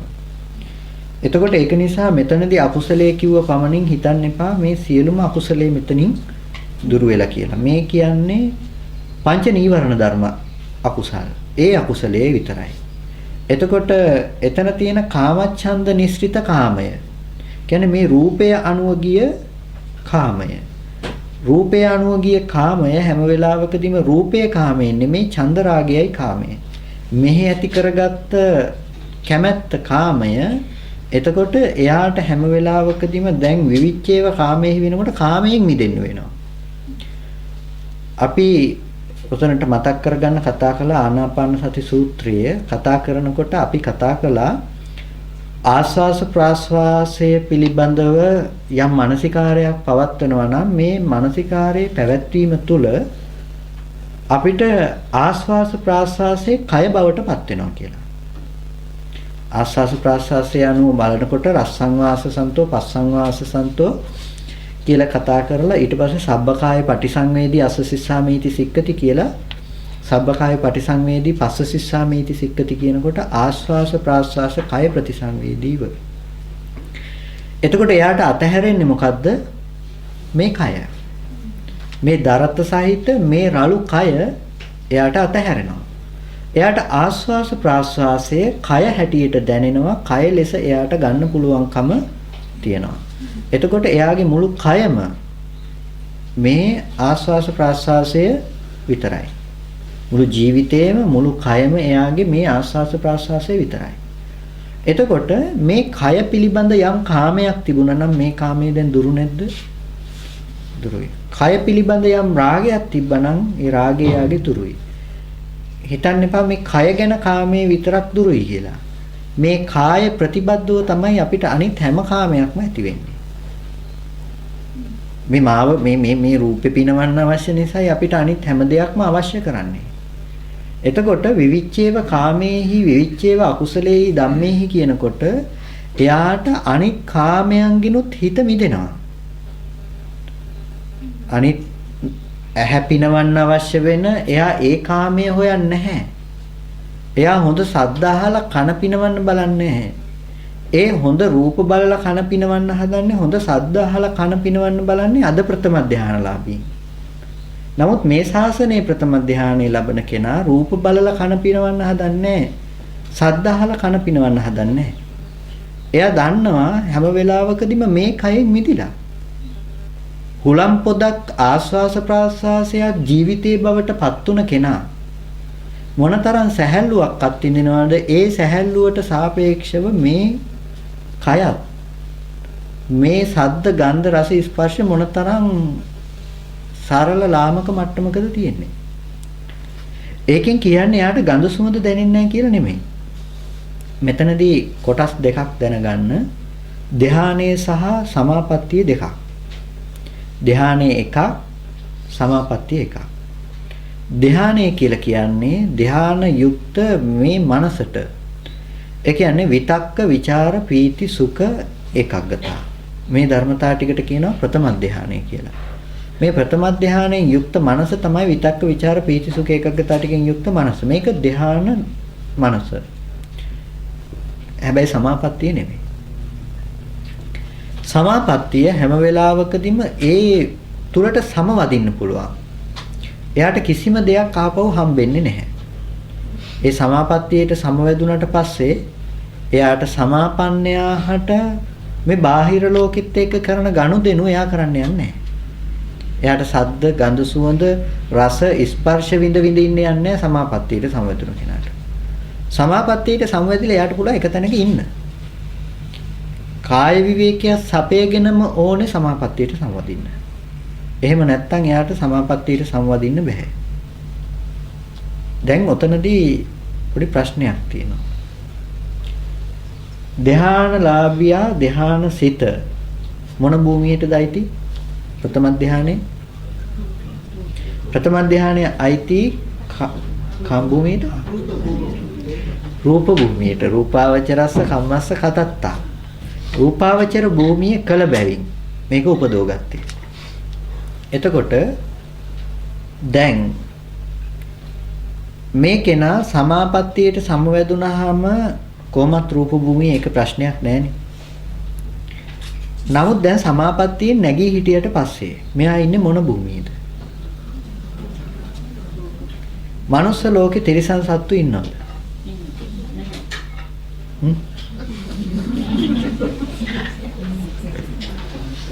මනුස්ස ලෝකේ තිරිසන් සත්තු ඉන්නවද?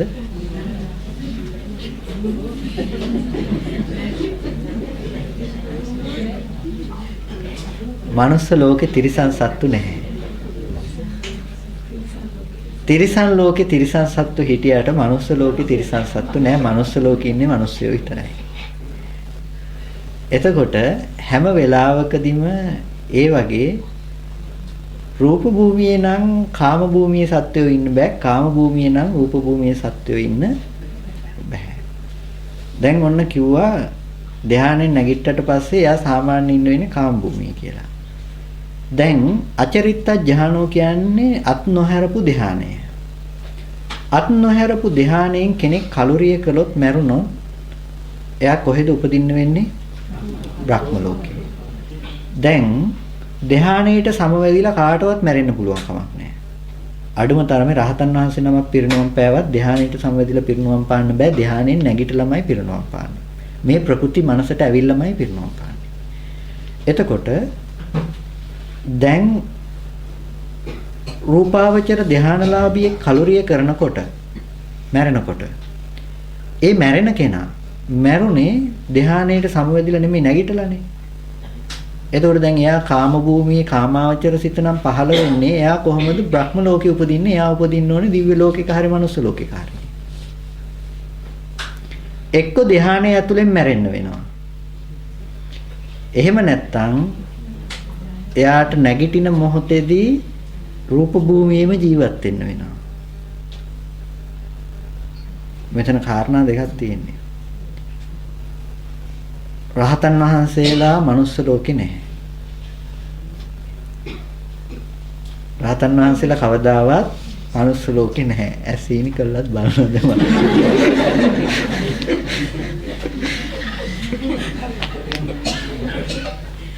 භූමිය හැටියට බෙදුවොත් රහතන් වහන්සේ අපරියාපන්න භූමිය, අපි ඉන්නේ කාම භූමියේ. භූමි දෙකක්. ඉතින් අර කෙනා ඉන්නේ රූප භූමියේ. අපි ඉන්නේ කාම භූමියේ. එතකොට එයාට කාමාවචර සිත පහළ වෙනවා නම් එයාට කියන්න වෙනවා කාම භූමිය කෙනෙක් කියලා. ඔය කතාව බෙදා දක්වන්නේ නැතිකම සහ ඔය කතාව නොදන්නාකම නිසා තමයි අද ඔය රූප අරූප භූමිය ගැන කතා කරන්න යන මට්ටම තියෙන්නේ. මොක අද ඊයේ තිබුණ ප්‍රශ්නයක් නෙමෙයි. බොහොම ඒ කාලේ ඉඳලම ආපු ප්‍රශ්නයක්. කතාවත් උපකරණයේදී ඒ කාලේ ඉඳලම ওই ප්‍රශ්නේ එනවා අද නෙමෙයි. අඩුම තරමේ ඒ කාලේ රහතන් වහන්සේ රහත් බවින් පිරිහෙනවා කිව්වෙත් ওই කතාව නිසා තමයි.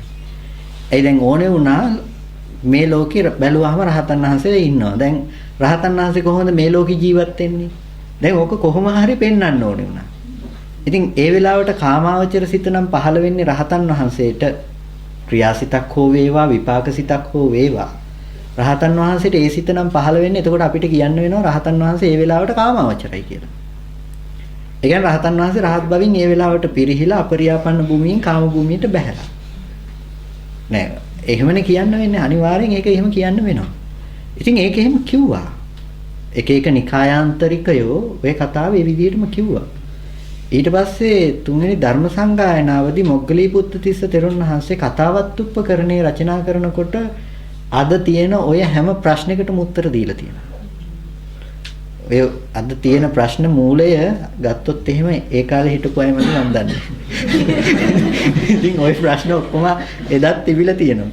ඉතින් ওই ප්‍රශ්න ටිකට එදත් උත්තර දීලා තියෙනවා. දැන් අපි ගත්තොත් දැන් මිනිස්සුන්ට හරි තියෙන ප්‍රශ්නයක් මේ ප්‍රතිසන්දිය පිණිස යන්න කලින් අන්තරාභවයක් තියෙනවා කියලා.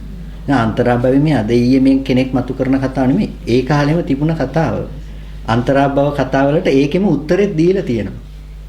අන්තරාභව කතා කියලා කතාවත් උපකරන වෙනම කොටසක් වෙන් කරනවා මේ තර්කයේ බිඳ හෙලන්න මේ රහතන් වහන්සේ මේ තර්කයේ බිඳ හෙලපු හැටි. දැන් කාම භූමියට කාම භවයට කර්මයක් තියනවාද කියලා අහනවා. ඔව් කියනවා අරගොල්ලෝ. රූප භූමියට කර්මයක් තියනවාද? ඔව් කියනවා. එතකොට අප මේ කාම භවයටත් රූප භවයටත් අරූප භවයටත් කර්මයක් තියෙනවා. අන්තරා භවයට කර්මයක් තියනවාද කියලා අහනවා. එතකොට අන්තරා භවයට යන්න කර්මයක් නැහැ. එහෙනම් කර්මකින් තොරව යම් භවයක උප්පත්තිය ගන්නවද? එහෙනම් නැහැ. එහෙනම් එකෙන් දැනගන්න අන්තරා භවයක් නැහැ කියලා. ඔහොම කිය එක එක න්‍යායන්ගෙන් අන්තරා භවය කියන එක කඩලා දානවා. දැන් ඒ විදිහටම අද කාලේ ඔය කතා කරන්න හදන ප්‍රශ්නේ ඒ කාලෙත් තිබුණා. එතකොට දැන් ඔය රහතන් වහන්සේ අරිහත්ත්වයෙන් පිරිහිනවා කිව්වෙත් ඒකයි. දැන් මේ ලෝකේ ජීවත් වෙන බව පණවන්න ඕන නෑ. රහතන් වහන්සේ භව මට්ටමින් රහතන් වහන්සේ මිදිලා. ඒක නිසා රහතන් වහන්සේ අපරියාපන්න භූමිය, අපි පරියාපන්න භූමියක ඉන්නේ. අපි කාම භූමියේ. ඒක නිසා රහතන් වහන්සේලා කවදාවත් කාම භූමියේ නැහැ. අපේ චිත්තචෛතසික ටිකෙන් කතා කරන්නේ නැත්තේ ඒකයි රහතන් වහන්සේ ගැන. එතකොට දැන් ඇයි එහෙනම් අපේ චිත්තචෛතසික ටිකෙන් කතා කරන්නේ අරූප ධානලාභිය ගැන? අරූප ධානලාභියා ධානයෙන් නැගී සිටියද ඔහු ඉන්නේ අරූප ධාන මනසින්මයි. එහෙම නැත්නම් එයා ධානයෙන් නැගිටලා කලුරිය කරනකොට එයා කලුරිය කරන්න වෙන්නේ කාමාවචර සිතකින්. එහෙම වුණොත් එහෙම එයාට යන්න වෙන්නේ කාම ලෝකේ උප්පත්තියකට. ඒක නිසා එයා කාම භූමියේ ඉන්නව නෙමෙයි. ඒත් එයා කටයුතු කරන්නේ හැම වෙලාවකදීම රූප භූමිය නම් රූප භූමියේ සිත් ටිකෙන්. එතකොට රූප භූමියේ සිත් ටිකෙන් නැවත නැවත ඵලය උපදින්න අවශ්‍ය නැහැ. නැවත නැවත ඒක නිසා තමයි ක්‍රියාසිත පෙන්වන්නේ. එයාට නැවත නැවතත් මේ ලෝකේ වාසය කරන්න පුළුවන්. නේව කම්මං නච කම්ම විපාකං. කර්මයක් නෙමෙයි විපාකයක් නෙමෙයි. විපාකය කියන එක හැම වෙලාවකදීම සමාපත්තියට සමවැදීම තුල උපද්ද ගන්න විපාකය. එතකොට හැම වෙලාවකදීම එයාට ජීවත් වෙන්න පණවන්න වෙනවා කර්මයක් නොවු විපාකත් නොවු දේ. හැබැයි ඒක කර්මත් නෙමෙයි විපාකත් නෙමෙයි. එතකොට ඒක ක්‍රියාසිතක්. එතකොට හැම වෙලාවකදීම එයා වාසය කරන්න වෙනවා ඒ ක්‍රියාසිතෙන්. එතකොට එයා විවිච්ඡේව කාමේහි විවිච්ඡේව අකුසලේහි ධම්මේහි. ලෝකේ ජීවත් වෙන්නේ එයා කාමෙන් තොරව අකුසල ධර්මයන්ගෙන් තොරව. එතකොට වැරදිලා හරි එයාට කාම නිස්සිත සංකල්ප ඇති වෙන්න ගත්තොත් මොකද වෙන්නේ? ධානය පිරිනවනවා. එයාගේ භූමිය පිරිනවනවා. වැරදිලා හරි අර සංකල්ප ඇති වෙන්න ගත්තොත් එයාගේ ධානය පිරිනවනවා. දැන් අද ධානයටපත් වෙන අයටනේ සාමාන්‍ය ජීවිතයේ gedara ජීවත් වෙන වෙනද ජීවත් වෙච්ච අකුසල් සහගත මනසින්ම ධානය උපදවගෙන gedarak ඉන්නවා. ඒ අද ධානලාභීන්. නමුත් මේ ශාසනය සහ බාහිර ශාසනයේද ධානලාභී. එයා විවිච්ඡේව කාමෙහි විවිච්ඡේව අකුසලේහි ධම්මේහි. ඒ ධානය උපදව ගත්තේ නිකම්ම නෙමෙයි. එතකොට එයා ආපහු කාමයට වැටුණා කියන්නේ එයාගේ ධානය සම්පූර්ණම පරිහානියටපත් වෙනවා. ධානය සහ ඒ මත ඇති කරගත්ත එ르දි තියෙනවා නම් ඒ සියල්ලම සහිතව පරිහානියකටපත් වෙන්නේ. අර දවසක් හාමුදුරු කීප නමක් යනකොට වයසක මිනිස්සෙක් දර ගොඩකුත් අරගෙන යනවා. හාමුදුරු ගංගා තීරයට ගිහිල්ලා දානේ වළඳනවා පින්ඩපාතේ දානේ ටික. වළඳනකොට අර මිනිස්සයා ඇවිල්ලා ඉතුරු වෙච්ච කෑම ටිකක් ඉල්ලනවා හාමුදුරුවෝ. ඉතින් මේ මිනිස්සයාගේ හැටි දැකලා එතන හිටපු පොඩි හාමුදුරුවෝ නිකන් සමච්චලයට hina වෙනවා. එතකොට මේ මිනිස්සයා කියනවා වහන්සේලා ඔය නිකන් ඉඳලා මට hina වුණාට ඒ කාලේ මම ඔහොම නෙමෙයි. මමත් ඔය සිවුර දරාගෙන ඉඳලා ධ්‍යාන උපදවගෙන මම ගමන් බිමන් ගියේ සම්පූර්ණ උඩින්මයි කියනවා. මේ කාමයේ ආදීනව එදා උඩින් ගමන් බිමන් ගියේ මම අද කන්න වේලක් නැතුව මේ විදිහට දර කප කප දුක් විඳිනවා කියනවා. ඒක නිසා hina වෙන්න මේ කෙලෙසට කියනවා. ඒ කෙලෙසිය ඔබ වහන්සේලා ළඟත් තියෙනවා ඒ විදිහටම කියලා. ඉතින් ඒ කෙලස් ටික යෙදුනොත් අර ධානයෙන් ඇති වැඩක් වෙන්නේ නැහැ. ඉතින් ඒක නිසා මේ ධානයේ මේ ශාසනයේ කතා කරන ධානයේ ඒ මට්ටමින් පණවන්න අවශ්‍ය මේ ශාසනය විතර නෙමෙයි බාහිර ශාසනයේ ධානය. ඒ මට්ටමින් පණවන ධානය. එහෙම නැතුව මේ කාමයේ තුල ඉන්න ගමන් ලබා ගන්න ධානය නෙමෙයි. කාමයේ තුල ඉන්න ගමන් ලබා ගන්න පුළුවන් එකම දේ තමයි සමාධිය උපදෝගෙන තියාගන්න පුළුවන්. හැබැයි ආය නැති වෙනවා. ආය උපදෝ ගන්න එක සමාධිය. ඒක ධානය නෙමෙයි. ධානය නම් එයා අනිවාර්යෙන් භූමිය වෙනස් වෙලා එයාගේ. එයාගේ ලක්ෂණ ටික මොකද්ද? විතක්ක, ਵਿਚාර, පීති, සුඛ, ඒකග්ගතා. පල්ලෙහාම මට්ටම. විතක්ක, ਵਿਚාර, පීති, සුඛ, ඒකග්ගතා. ඕනම අරමුණක් ඇහැට පේනකොට එයාට ප්‍රකට වෙන්නේ මෙහි ඇති කරගන්න ධර්මතා ටික ධාන නිමිත්ත පැත්තෙන් එයාට ප්‍රකට වෙන්නේ. එයා විඳින්න යන්නේ බාහිර දේ. එහෙන් එනකොට ඒ දේ ආරම්භය ඒක පිළිගන්න දැන් අපි ලෝකෝත්තර දර්ශනය කතා කරානේ. එතකොට දැන් රහතන් වහන්සේට මෙතන මෙහෙන් අරමුණක් එනකොට මෙහෙ පිළිගැනීම් කවුන්ටරේ නැතිනම් සංඛාරස්කන්ධේ තිබුණානේ ලෝකෝත්තර නිරෝධ සංඥාවක් නිරෝධ දර්ශනයක්. දැන් රූපාවචර ධානලාභියට එතන තියෙන්නේ හැම වෙලාවකදීම ඇත්ත දකින්න නුවණ. ඇත්ත දකින්න නුවණ මොකද්ද? විතක්ක ਵਿਚාර පීති සුඛ ඒකග්ගතා කියන එයා උපද්දගත්ත ටික දකින්න නුවණ. එයා හැම වෙලාවකදීම චෛතසික පැත්තේ ඇති වින්දනේ විතරයි දකින්නේ. මේ විතක්ක ਵਿਚාර උපද්දගත්ත ටික. ඒකයි හැම වෙලාවකදීම රූප භූමියේ ස්කන්ධ ධාතු ආයතන ටික බෙදුවට දැන් ඕකේ චක්කායතනේ සෝතායතනේ විතරයිනේ පෙන්වන්නේ. ආයතන 6යි පෙන්වන්නේ. චක්කායතන, රූපායතන, සෝතායතන, සද්ධායතන, මන ආයතන ධම්මායතන. ආයතන 6යි. චක්කායතන සෝතායතන පෙන්වන්නේයි චක්කායතනයයි රූපායතනයයි පෙන්වන්නේයි. මේ ඇහැ මේ රූපෙ නෙමෙයි. දිබ්බ චක්කු පෙන්වන්න අවශ්‍ය නිසා. නැත්නම් මේ ඇහෙන් මේ රූප දකින්න කියන මට්ටම පේන්න අවශ්‍ය නිසා නෙමෙයි දිබ්බ චක්කුව දකින්න නිසා. සෝතේ පෙන්වන්නේ ඇයි? දිබ්බ සෝතේ තියෙන නිසා. ඔයගොල්ලෝ අහලා තියෙනවද දිබ්බ ගාන, දිබ්බ ජීවහා, දිබ්බ කාය කියලා? එහෙම ඒවා නැහැනේ. ඒක නිසා ඒ ආයතන ටික නැහැ. අර ආයතන දෙක පනවන්න අවශ්‍ය නිසා තමයි චක්කායතනයයි සෝතායතනයයි පනවන්නේ. එතකොට ඒක ඒ මට්ටමින් පිරිසිදු කරලා ඒ මට්ටමින් එයා විඳින්නේ ඒ මට්ටමේ විතක්ක ਵਿਚාර පීතිසුඛ ඒකග්ගතා කියන ධර්මතා ටිකකින්. මේ අපි කයෙන් ඇහෙන් රූප විඳින රූපේ දකින්න එපා. අපි කනෙන් අහන සද්දේ විඳින්න දකින්න එපා. ඒක ඒ මට්ටම ඉක්මවා ගියපු නිසා තමයි රූපේ කියන දේ ආවේ. ඒ කියන්නේ හැම වෙලාවෙදිම අපිට මේ ඇති වෙන මට්ටම අකුසලයේ මත පදනම් වෙච්ච දෙයක්. කුසලයේ සහ අකුසලයේ. එතකොට විවිච්ඡේව කාමේහි විවිච්ඡේව අකුසලේහි ධම්මේහි කියනකොට හැම වෙලාවකදීම ඔය අකුසල ධර්මයන්ගෙනුයි ඔය කාමයන්ගෙනුයි වෙන් වුණ ධානයක් යාට හම්බෙන්නේ. සවිතක්කං සවිචාරಂತಿ අත්ති විතක්කෝ අත්ති විචාරෝ. තත්තකතමේ විතක්කෝ යෝ තක්කෝ විතක්කෝ සංකප්පෝ අප්පනා ව්‍යප්පනා. ඒ කියන්නේ යම් විතක්කේ කියලා කියන්නේ හිතනකම. ආස්වාස ප්‍රාස්වාස කය ගැන අපි කිව්වනේ. ආස්වාස ප්‍රාස්වාස කය ගැන යම් හිතන කමක් තියෙනවා නම් මේකට කියනවා විතක්කේ කියලා. මේ අරමුණම පිරිමදිනකම. මේක ඔසවල ගන්න කමට කියනවා විතක්කේ කියලා.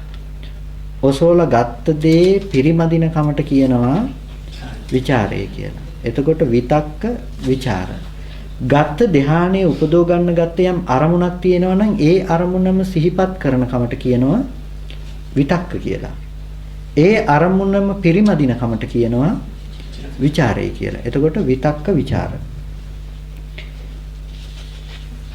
ඒ දෙකෙන් යුක්තයි ප්‍රථම ධානය. ඊට පස්සේ ඒක නිකන් නෙමෙයි. විවේකජං. විවේකයෙන් උපද්දපු දෙයක්. විවේකය මොකද්ද? විතක්කෝ ਵਿਚාරෝ පීති සුඛං චිත්තස් ඒකග්ගතා තේ ඉමේහි ඉමම් හි විවේකේ ජාතා හොಂತಿ. හැම වෙලාවකදීම මේ ධර්මතා ටික මේ අනික් ධර්මයන්ගේ විවේක වුණ කල්හි. විවේකජං කියලා කියන්නේ නිකන් නෙමෙයි. ආයතනයන්ගෙන් ගන්න මේ ඇහෙන් ගන්න අරමුණු වලින් විවේකයි යාගේ. මේ කනෙන් ගන්න අරමුණු වලින් එයා විවේකයි. නාසයෙන් ගන්න, දිවෙන් ගන්න, කයෙන් ගන්න අරමුණු වලින් එයා විවේකයට ගිහිල්ලා. විවේකජං විවේකයෙන් ගත්තේ. එක අරමුණයි මොකද්ද? ධානයේ උපදව ගන්න ගත්තේ යම් අරමුණක් නම්. ආනාපාන සතිය වේවා, බුද්ධානුස්සතිය වේවා, මෛත්‍රිය වේවා ගත්ත අරමුණක් තියෙනවා නම් අන්න ඒ අරමුණ එයාට තියෙන්නේ. ඒක විතක්කය. ඒක ਵਿਚාරය. ඒකයි පිරිමදිනකම තියෙන්නේ. ඒ අරමුණේ ප්‍රීතිය, ඒ අරමුණේ සුඛය, ඒ අරමුණේ ඒකාග්‍රතාවය. මේ ධානාංග පහම යෙදෙන්නේ ඒ අරමුණ උපාදාන කරගෙන ඒ අරමුණ අල්ලගෙන. විතක්ක ਵਿਚාර පීති සුඛ ඒකාග්‍රතාව කියන ටික. ඒකයි එයාගේ විවේකය. අනිත් ධර්මතාවයන්ගෙන් එයා මිදුණා. හිත විවේකයටපත් කරගත්තා. එතකොට ඒ විවේකයටපත් කරගත්ත නිසා තමයි යාට ඒකට සමවදින්න පුළුවන් මට්ටමේ ධානයක් කියලා කිව්වේ. තලයක් කිව්වේ. ධානය කියන්නේ මේ හිතට මොකක්වත්ම මූලයක් නැතුව හටගන්න නිකම්ම සමාධි මට්ටමක් නෙමෙයි. ඒක තලයක්. පිහිටා සිටින මට්ටමක් එහාට. ඒ පිහිටා සිටින මට්ටමට ආයේ බාධා කරන්න බෑ මේ අනිත් අරමුණු වලින්. එහෙම වුණොත් ඒක විවේකජන් නෙමෙයි. ඒක නැති වුණොත් පීති සුඛ ඒකග්ගතා ටිකයි නැති වෙන්නේ. ඒක නිසා මේ අනිත් අරමුණු වලින් බාධා කරන්න බෑ. හැබැයි ඔය අද ධ්‍යාන දෙනකොට තමයි දැන් අදිෂ්ඨාන කරන්න ප්‍රථම ධ්‍යානෙ. දැන් ප්‍රථම ධ්‍යානෙ අදිෂ්ඨාන කරනවා. ဒုတိ ය ධ්‍යානෙ අදිෂ්ඨාන කරනවා. තෘතිය ධ්‍යානෙ අදිෂ්ඨාන කරනවා. චතුර්ථ ධ්‍යානෙ අදිෂ්ඨාන කරනවා. අදිෂ්ඨාන කළ චතුර්ථ ධ්‍යානෙ ඉඳලා එකින් එකට බස්සගෙනත් එනවා. මේ ශාසනයේ ඔය ධ්‍යානයේ ඔතනින් සද්ද අහන්න පුළුවන් කමක් නැත්තේ නැහැ. ඔය සද්දේ අහන්න පුළුවන් කමක් නැත්තේ නැහැ. ඇයි? ඒක විවේකජන් නෙමෙයි නේ. එහෙම අහන්න ගියොත් එහෙම. එළියෙන් ඇහෙන ඔක්කොමත් එක්ක ඉන්න ගියොත් මේ පේන ඔක්කොමත් එක්ක ඉන්න ගියොත් එයාට මේක විවේකජන් නෙමෙයි. විවේකයෙන් හදලා නැහැ. එයාට මේ විවේකය හදලා දෙන්න වෙනවා ඉස්සෙල්ලා. මේ ආයතනයන්ගෙන් එයාව විවේක කරනවා. ඒකයි මේ ආයතන පෙන්වන්නේ නැත්තේ රූප භූමියේ. එයාට දිබ්බ චක්කුව උපදින්න පුළුවන්කම තියෙනවා ඒ භූමිය තුල දිබ්බ සෝතේ උපදින්න පුළුවන්කම තියෙනවා. දිබ්බ චක්කුව කියන එක මේ ඇහැ නෙමෙයි.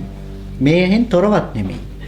එයාට ඒක මනෝමයෙන් උපද්දගත්ත මනෝමයෙන් මේ ඇහැම උපකාර කරගෙන උපද්දපු ඇහැ. මේ ඇහැ පේන්නේ නැති කෙනෙකුට දිබ්බ චක්කුව උපදින්න බෑ. කන ඇහෙන්නේ නැති කෙනෙකුට දිබ්බ සෝත උපදින්න බෑ. මේ ඇහි අත්දැකීමම දියුණු කරලා එයා හදාගත්ත දිබ්බ චක්කුව. එයාට මේ ආකාශයේ ස්වර්ණ දුර්වර්ණ රූප බලන්න පුළුවන්. මොකද ඒ බලන්න පුළුවන්කම තියෙන්නේ මේ දැනුත් අපිට පතිත වෙනවා. මේ ඇහැට ඇත්තටම රූප. මෙතන ඇවිල්ලා මිනිස්සෙක් හිටියොත් අපිට පේනවා ඇත්තටම. අපි දන්නේ නැහැ. දැන් අර කෙනා මේකේ සියුම් බිඳීමක් වුණත් අරමුණු කරන්න පුළුවන් මට්ටමට ඇහැ දියුණු කරලා. ඒ වගේම හිත යොමු කරලා ඕන තරම් දුරකට මේක දකින්න පුළුවන් වෙන්නත් එයා හිත දියුණු කරලා තියෙනවා. එතකොට දැන් ඔయిత කලින් එයා උපදව ගන්න දේ තමයි විස්තර කළ යුතු දෙයක්. ඒක ආලෝක සංඤී කියන වචනයක් තිබුණා. ආලෝක සංඤී කියන එක පනවන්නේ ආලෝක සංඥාව කියන එක තීන මිද්දේ දුරු කරන්න. කොටින්ම කියනවා නම් රළු විදිහටම කියනවා නම් භාවනා කරනකොට ඔයගොල්ලන්ට නිකන් ලයිට් එකක් පත් වෙනවා වගේ ඔය S2 පියාගත්තාම පේනකොට ඔයගොල්ලන්ට තීන මිද්ද එන්නේ නැහැ. එහෙම නෙමෙයිද? අත්දැකීමක් ලැබෙනකොට මොනවා හරි භාවනාවෙන් එන එතකොට ඔයගොල්ලන්ට දැන් මෙතන ඇවිල්ලා නිදි කිරනවා වගේ ඔය එන තීන මිද්ද එන්නේ නැහැ. ඇයි ඔයගොල්ලන්ට දැනෙනවා අත්දැකීම. ඒ කියලා අත්දැකීම කියන්නේ ධ්‍යානෙ නෙමෙයි. ඒක ඔයගොල්ලන්ට ඉපදුණු ආලෝක සංඥාවක්. ආලෝක සංඥාව කිව්වේ ධ්‍යානෙ නෙමෙයි. අද ලොකුවට පනවන්න හදනවා මේ ආලෝක කය කියලා එකකුයි මේ ආලෝක සංඥාවෙන් පැනෙන්නේ කියලා නෑ. ආලෝක සංඥාවෙන් පැනෙන්නේ හැම වෙලාවකදීම ආලෝක නිමිති එයාට හට ගන්න. එතකොට ඒ ආලෝක නිමිති රළු මට්ටම තමයි ඔය ඔයගොල්ලෝ නිකම් පේන ඔය ආලෝක නිමිති හිතෙන් හදාගත්ත ඕභාස නිමිති ආලෝක නිමිති හදාගන්න එක. හැබැයි ඔක සියුම්ම මට්ටමට ගිහිල්ලා ඔයගොල්ලන්ට පුළුවන් මේ ඇහැ සියුම් කරන මට්ටමට එනකන් යන්න. අර එක හාමුදුරු දෙනමක් කතා කරනවා අඳුර වැටිගෙන එන වෙලාවේ ඇවැත්නි මට පේනවා මේ රුවන්වැලිසෑ මළුවේ මේ මල් ආසනවල පූජා කරලා තියෙන මල් පේනවා කියනවා. බොහොම දුර විහාරයක ඉන්නේ. ඊට පස්සේ ඇවැත්නි ඕක මොකද්ද? මට මහ මුහුදේ හත් ගව්වක් එහා ඉන්න මාළු පනිනවත් පේනවා කියනවා. එතකොට ඒ තරමට සියුම් කරලා මනස යොමු කරලා දිබ්බ චක්කු මට්ටමට යනකම් හිත සියුම් කරලා. එතකොට ඒක ධ්‍යානයක් නෙමෙයි. නමුත් මේක ආලෝක සංඥාව ඉපදවීම තුළ ඇති කරගන්න සියුම් බව ඒක. ඒක ධ්‍යානෙ නෙමෙයි හැබැයි. අර ආලෝක සංඥාව වැඩිම තුළ මෙයා උපදව ගන්න සියුම් බව තමයි ඒක. එතකොට ඒ කාලේ භාවනා කරනකොට ආලෝක සංඥා උපදවන එක එච්චර අමාරු දෙයක් නෙමෙයි. ආලෝක සංඥාවේ කාටත් ඉක්මනට අද කාලෙත් ඔය තියන අයත් නැතුව නෙමෙයි. ආලෝක සංඥාව කියන එක තලයක් නෙමෙයි. දැන් ධ්‍යානය කියන එක තලයක්නේ. ඒක අපි මේ කාම භූමියේ මිදිලා රූප භූමියටපත් වීමක් වෙනවා.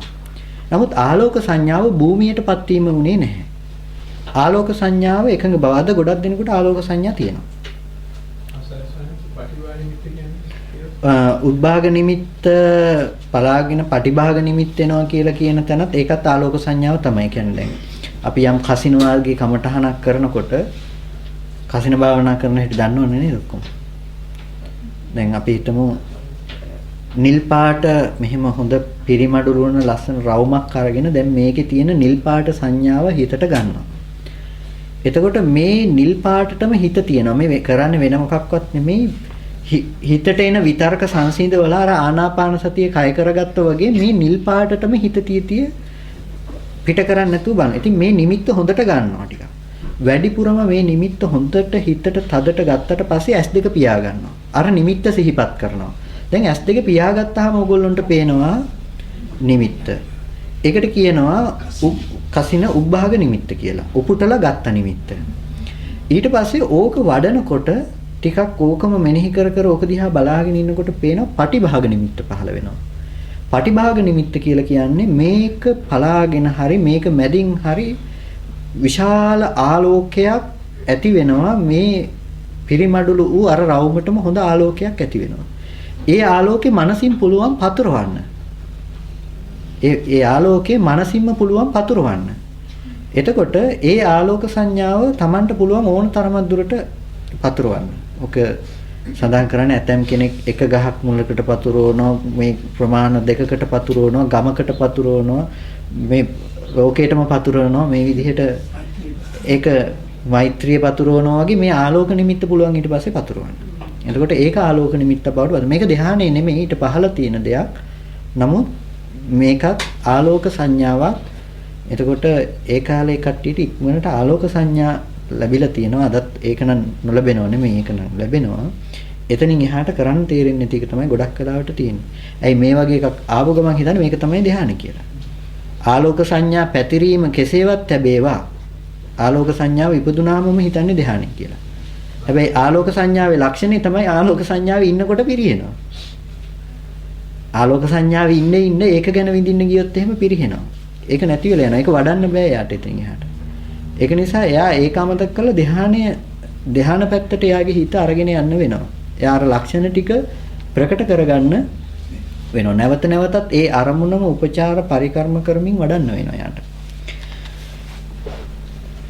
එතකොට දැන් එයාට විවේකජං කියලා කියනකොට විවේකජං කිව්වා හැම වෙලාවකදීම පීති සුඛ කියනකොට අත්ති පීති අත්ති සුඛ ප්‍රීතියක් තියෙනවා සැපයක් තියෙනවා. තත්ත කතමා පීති. මොකක්ද ඒකේ ප්‍රීතිය? යා පීති පාමොජ්ජං අමෝදනා පමෝදනා හාසෝ පබහසෝ විත්ති ඕදග්ගං අත්තමනතා චිත්තස්ස අයං උච්චති පීති. දැන් හිතේ ප්‍රාමෝද්‍යයක් තියෙනවා නම් තරුණ ප්‍රීතියක් තියෙනවා නම් ප්‍රමෝදනයක් තියෙනවා නම් සතුටු වෙන බවක් තියෙනවා නම් ඔද වැඩි බවක් තියෙනවා නම් මේ ලක්ෂණ ටිකට කියනවා ප්‍රීතිය කියලා. තත්තකතමං සුඛං යං චේතසිකං සාතං චේතසිකං සුඛං චේතෝ සම්පස්සජං සාතං සුඛං වේදිතං චේතෝ සම්පස්සජා සාතා සුඛා වේදනා ඉදං උච්චති සුඛං ඉදං සුඛං ඉමාය පීතිය සහගතං හෝති සහජාතං සාසත්තං සම්පයුත්තං තේන උච්චති පීති සුඛං. දැන් ඕකේ කොයි වෙලාවකවත් කිව්වද සුඛය කියනකොට සුඛය කිව්වේ මේ කය කියලා. දැන් මේ කියනවා සුඛය කියනකොට චේතෝ සම්පස්සජං චේතසිකං සාතං චෛතසිකයන්ගෙන් ඇති කළ මිහිරි බවක් තියෙනවා නම් චේතසිකං සුඛං චෛතසිකයන්ගෙන් උපද්දපු සැපයක් තියෙනවා නම් චේතෝ සම්පස්සජං හිතේම සම්පස්සයෙන් උපදුණු නාම ධර්මයේ සම්පස්සයෙන් ඉපදපු බවක් තියෙනවා නම් මේ වේදනාවක් තියෙනවා නම් මේකට කියනවා ප්‍රීතියෙන් යුක්ත සුඛයෙන් යුක්ත බව කියලා. මේ සුඛයයි ප්‍රීතියයි දෙකම එකට යෙදෙන තැන කියනවා පීති සුඛය කියලා. දැන් ඕකෙන් කිව්වේ නෑ මේ කය කායික සැපයක් දැනෙනවා කියලා. හැබැයි මේ කායික සැපේ අපි කතා කරව ආනාපාන සති සූත්‍රය කතා කරනකොට ආනාපාන සතිය කය බවට පත් වෙනකොට අපේ මේ කය දරත සහිත කය අතහැරිලා ආනාපාන සතියයි කය වෙන්නේ. දැන් මේ කය අපිට හරි බරයිනේ. ඒක නෙවෙයි මේ වෙලාවේ උස්සන් ඉන්න අමාරුවක. වැටෙන්නේ ඒකනේ ටක් ගාලා ඔළුව කඩාගෙන ටක් ගාලා වැටෙනවා. හරි? දරත සහිතයි මේ කය බර වැඩි. හිත මෙතනින් පොඩ්ඩක් එහෙට වෙනකොටම අතහැරෙනකොටම මේ බලෙන් උස්සගෙන ඉන්න කය ඩක් ගාලා බිමට වැටෙනවා. ඒක තමයි ස්වභාවය. මේ කය අපි නොදැනගෙන හිටියට අපි ලොකු බරක් මේ උස්සගෙන ඉන්නේ. මේක S2 අරගෙන ඉන්නෙත් අපි හරි අමාරුයි. ඒකයි නිින්ද යනකොට S2 වැහෙන්නේ. S2 අරගෙන ඉන්න එක නම් අමාරුයි කියලා දැන් තේරෙනවනේ. ඒක හොඳටම මේ වෙලාවේ හරි අමාරුවෙන් ඕක අරගෙන ඉන්නේ. එතකොට මේ හැම වෙලාවකදී මේ කය දරත සහිතයි. රළුයි ඒකයි. එතකොට මේ කතා කරන්නේ ওই කය නෙමෙයි. ඔය කයෙන් හිත මිදිලයි විවේකජං කිව්වා මේ කයෙන් හිත මිදෙන මොහොතට එතකොට එයාට චේතෝ සම්පස්සජං හිතෙන් උපද්දපු කය ආස්වාස ප්‍රාස්වාසයේ කය කරගත්තේ හිතෙන්නේ මේ කය කරගත්තේ හිතෙන්නේ ඔය අපිට ඒක ප්‍රකට නැති වුණාට අතනදී ආස්වාස ප්‍රාස්වාසයේ කය කරගත්තෙත් හිතෙන් තමයි කසින භාවනාවක් කය කරගන්නෙත් හිතෙන් තමයි ඒ ඕනම මොහොතක එයාට අන්තිමේටම කය ලෙස ගැනෙන්නේ හිත එතකොට ඒ මුළු කයම එයාට මුළු නිමිත්තම සුඛය සහ ප්‍රීතියෙන් යුක්තයි කියන්නේ හැම වෙලාවකදීම ඒ ගන්න නිමිත්තම සැපසහගතයි. ගන්න නිමිත්තම ප්‍රීතියෙන් යුක්තයි. එතකොට ඒ මට්ටමට කියනවා එයාට පීතිය තියෙන මට්ටමක් කියලා. මෙන්න මේකට කිව්වා සුඛය පීති සුඛ සහිත පඨම ඥාන සිත කියලා. එතකොට පඨමන්ති ගණනානු පුබ්බනා පඨම පළවෙනි කිව්වේ මේ ලක්ෂණ ටික බෙද බෙද යන නිසා මේකට කිව්වා එක කියලා.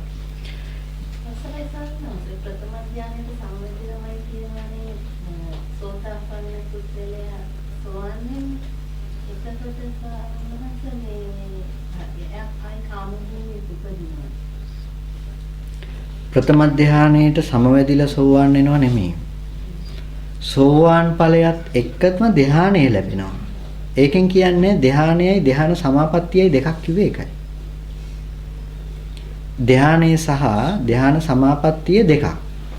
එතකොට ධානය කියන එක ධානයේ සහිතවමයි කියන්නේ විතක්ක ਵਿਚාර පීති සුඛ ඒකග්ගතා කියන ලක්ෂණ ටිකටයි ධානය කිව්වේ.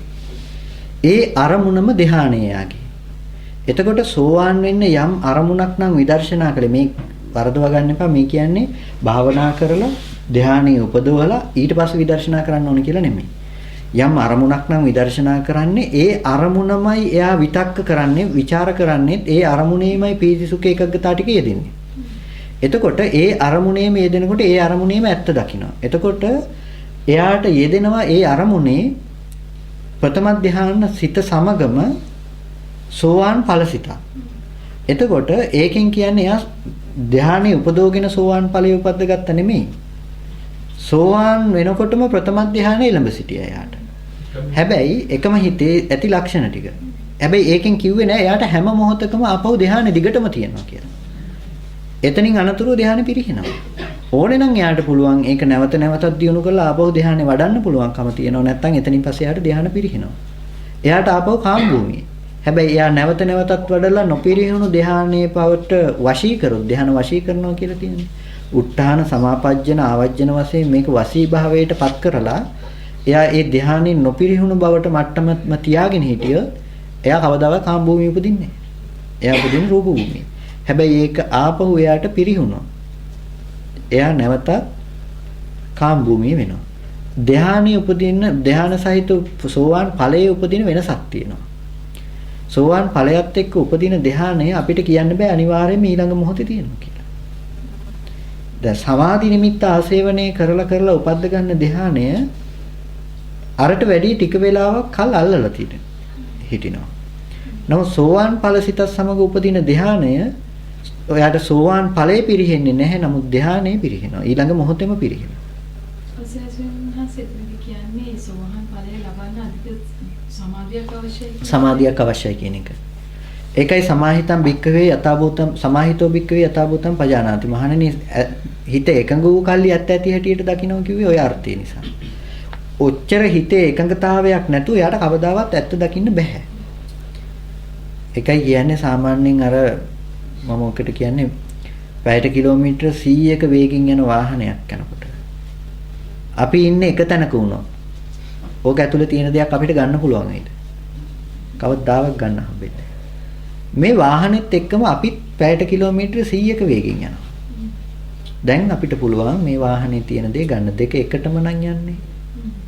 සමහර රටවල කෝච්චියත් එක්කම යන ෆ්ලැට් එක තියෙන දෙක එකටම යනවා.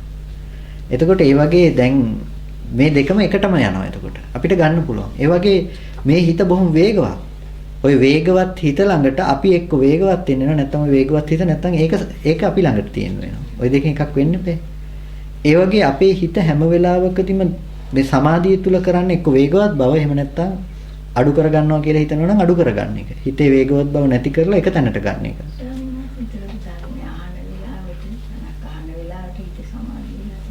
ඒකෙම සමාධිය වෙනවා. ඒකට කියනවා විදර්ශනා නිස්ෘත සමතේ කියලා.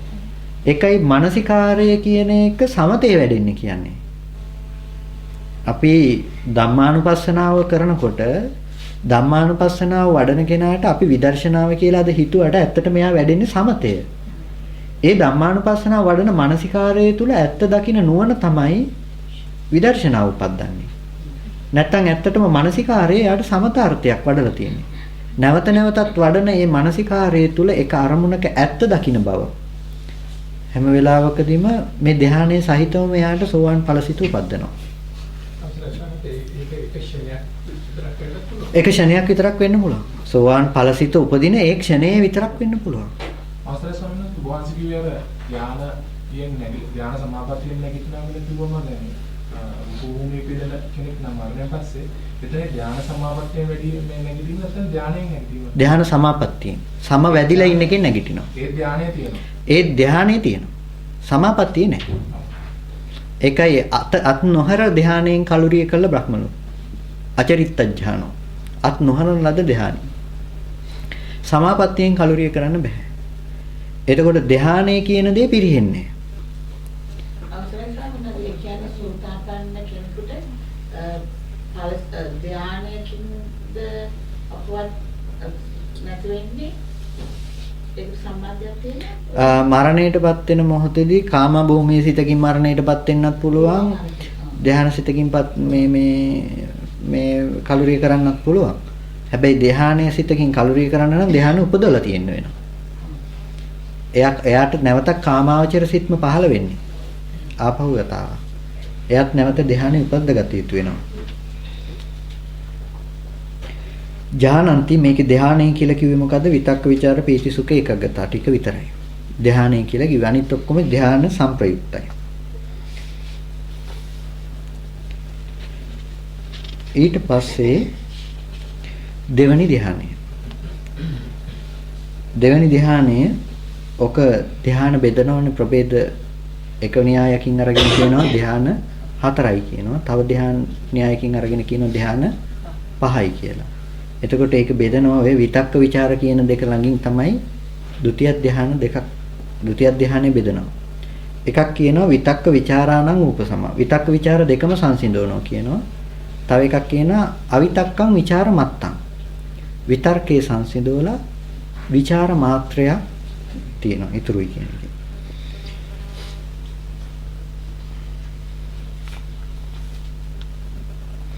එතකොට විතක්ක ਵਿਚාරාණං ූපසමා දෙවෙනි ධ්‍යානයේ හැම වෙලාවකදීම විතක්ක ਵਿਚාර දෙක සංසිඳවලා එයාට අර කියපු ලක්ෂණ ටිකම නැවත කියාගෙන යනවා අජ්ජත්තං ආධ්‍යාත්මයේ හිත සංසිඳීමට ගිහිල්ලා විතක්ක ਵਿਚාර දෙක සංසිඳුණාට පස්සේ එයාට තියෙන ඊට පස්සේ ප්‍රීති සුඛ ඒකග්ගතා කියන ටික.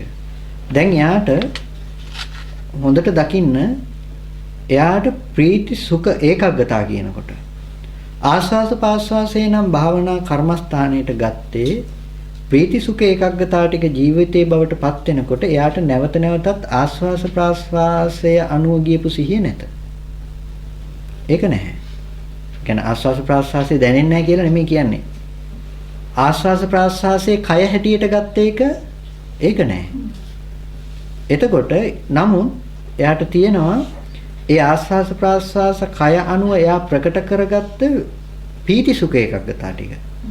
ආස්වාස ප්‍රාස්වාසයේ තුල එයාට ඉස්සෙල්ලා ප්‍රථම ධානයේ ලක්ෂණය තමයි ආස්වාස ප්‍රාස්වාස කයත් ප්‍රකට වුණා. ඒ ගැනම මෙනෙහි කරා. ඒකෙම හැසිරුණා. එතකොට එයාට ප්‍රීති සුඛ ඒකග්ගතා ටිකක් වැඩුණා. තිබුණා. දැන් මෙතනදී අර මෙනෙහි කරන එක රළුයි කියලා හිතෙනවා එයාට. නැවත නැවතත් ආස්වාස ප්‍රාස්වාස කය ගැනම හිතන එක රළුයි කියලා හිතෙනවා. ඒකේ ඇලෙන්න යන එක රළු වැඩි කියලා හිතලා එයා ඒක සංසිඳවනවා. ඒක සංසිඳවලා ඊට පස්සේ එයා පීති සුඛ ඒකග්ගතා සහිත ප්‍රථම ධ්‍යාන ဒုတိ ය ධ්‍යාන සිතටපත් වෙනවා. එතකොට එයා ඊට පස්සේ ප්‍රීතිය සහ සුඛය පීති සුඛ ඒකග්ගතා ප්‍රීතිය සහ සුඛය ඒකග්ගතා කරන්නේ. දැන් එයාට සම්පූර්ණම චෛතසික මට්ටමකින්මයි යන්නේ. දැන් අරකින් එයාට කය ලෙස ප්‍රකට වුණා සම්පූර්ණම ආස්වාස ප්‍රාස්වාස කය හරි. නමුත් මෙතනින් එයාට ඒ කයත් අතහැරිලා. සම්පූර්ණම මෙතන මෙයාට ප්‍රීතිය කය වෙලා. මේ වේදනාවන් අතරින් එක්තරා වේදනා කයක් හැටියට පනවනවානේ ආස්වාස ප්‍රාස්වාසය නිසා හටගත්තේ වේදනාව. ආනාපාන සති සූත්‍රයේදී. එතකොට මේ ප්‍රීතියත් බව. එතකොට මෙතනදී ඒ ප්‍රීතිය සහ සුඛය හැම වෙලාවකදීම යාගේ ජීවිතයේ බවට පත් වෙලා. උතන ආස්වාස ප්‍රාස්වාසය අරගත්තාම ඉස්සෙල්ලා ආස්වාස ප්‍රාස්වාසයට කුලම් භාවනාව කියලා එකටත් ගන්නවා. එකයි ප්‍රශ්නේ. ආස්වාස ප්‍රාස්වාසය කියන්නේ ඔක නෙමෙයි. ආස්වාසය කියන්නේ මොකද්ද? මට හරියට මතක නැහැ. කොහොමරි ආස්වාසය කියලා කියන්නේ මේ ආශ්වාදයේ අනුව බලන එකද කොහෙද? ප්‍රස්වාසය කියලා කියන්නේ මේ ආදීනවේ අනුව බලන එකයි කියලා ඔය කියන්නේ හුලං දිහා බලන් ඉන්න එක නෙමෙයි කියලා ඔකත් බෙදන්න හදනවා. එතකොට මේ රසංවාස සන්තෝ කියන්නේ මේ කෙටියෙන් ආසාද විඳින කෙටියෙන් මේ ප්‍රාසාස විඳිනවා කියන්නේ කොහොමද දන්නේ නැහැ. චුට්ටක් විඳලා පැත්තකට දාන්නේ වෙන්නේ නැති. එතකොට දැන් විතක්ක ਵਿਚාර දෙක සංසිඳවලා ප්‍රීති සුඛ ඒකග්ගතා කියන මේ ධර්මතා ටික ජීවිතේ කරගෙන ඉන්නවා. ඒකට මේ ටික ජීවිතයේ බවට පත් වෙච්ච කෙනාට හැම වෙලාවකදීම අර දරත සහිත ප්‍රථම ධානයේ ඉක්මවා ගිහිල්ලා මේ ဒုတိ ය ධානලාභීව වාසය කරනවා. එතකොට ඒක තමයි එයාගේ ဒုတိ ය ධානය. එතකොට ඒක අවිතක්කං අවිචාරං. එතකොට විතක්ක ਵਿਚාරාණං ූපසම විතක්ක ਵਿਚාර දෙක සංසිඳෙව්වා අවිතක්කං අවිචාරං. අවිතක්ක වුණ අවිචාර වුණ. ඔක අද වර්තමාන කාලේ බෙදන්න යනවා විතක්ක ਵਿਚාර කියන එක වෙනම දෙයක් අවිතක්ක අවිචාර කියන්නේ වෙනම කතාවක් කියලා. ඒ දෙකට විවිධ අර්ථ දෙකක් දීලා ඒ දෙකත් බෙදන්න යනවා. නමුත් ධ්‍යාන විභංගය විස්තර කරන්නේ මේකයි. ඊට පස්සේ සමාධියෙන් උපන් සම්ප්‍රසාදවත් බවක් අර ප්‍රීතිය සහ සුඛය හැම වෙලාවකදීම සමාධිමත් මනස තුල විතරක් පවත්වන දේ. සමාධිමි ජාතා හොන්ති සංජාතා මේ සමාධිය තුල හදපු ඇති කරපු නිබ්බත්තා අබිනිබ්බත්තා මෙතන හටගත්ත මේ සමාධි ප්‍රත්‍ය සමவாயන් නිසා හටගත්ත මනාව හටගත්ත දෙයට නිසා කියනවා සමාධිජං කියලා. දැන් විවේකජං අරක මේක සමාධිජං. අරක හැදුවේ විවේකජං. අර ධර්මතා ටිකෙන් විවේකයේ හදපු නිසා. එතකොට ඒ විවේකය හදපු කෙනාට මේ ටික විතරක් ප්‍රකට වෙන්නේ සමාධිය තුල දැන් යාට. සමාධිජං. අර ටික විවේකජං. එයා කයට හිත තිබුණේ අනිත් ධර්මතා වලින් ඇවිල්ලා බාධා නොකරන තැනට අරගෙන. ඒක නිසා ඒකට කිව්වා විවේකජං කියලා. දැන් එයාට විවේකයේ තිබුණා මේකෙදී. දැන් මේක පැත්තකට දැම්මා. මේක පැත්තකට දාලා දැන් අල්ලගත්ත ඒකට කියනවා සමාධිජං. දැන් සම්පූර්ණ සමාධිය. ඇයි යාට විවේකයේ කල්ැතුම තිබුණ දේ දැන් විවේකයෙන් හදපු දේ රළුයි එයාට. විවේකයේ නිසා හදපු මට්ටමත් රළුයි කියලා එයාට තේරෙනවා. ඒක නිසා එයා දැන් සමාධිය නිසා හිතෙන්ම උපද්දගත්ත ධර්මතාවය එකඟ බව නිසාම පීති සුඛාන්ති අත්ති පීති අත්ති සුඛං කියලා අර කලින් කරපු විස්තරේම කියනවා. ඊට පස්සේ මේකට කියනවා ဒုတိ ය ධාන සිතයි කියලා. ඊට පස්සේ ඊළඟ තෘතිය ධානය හැම වෙලාවකදීම ප්‍රීතිය සහ සුඛය ප්‍රීති සුඛ දෙකම ප්‍රහාණයට ලක් කරලා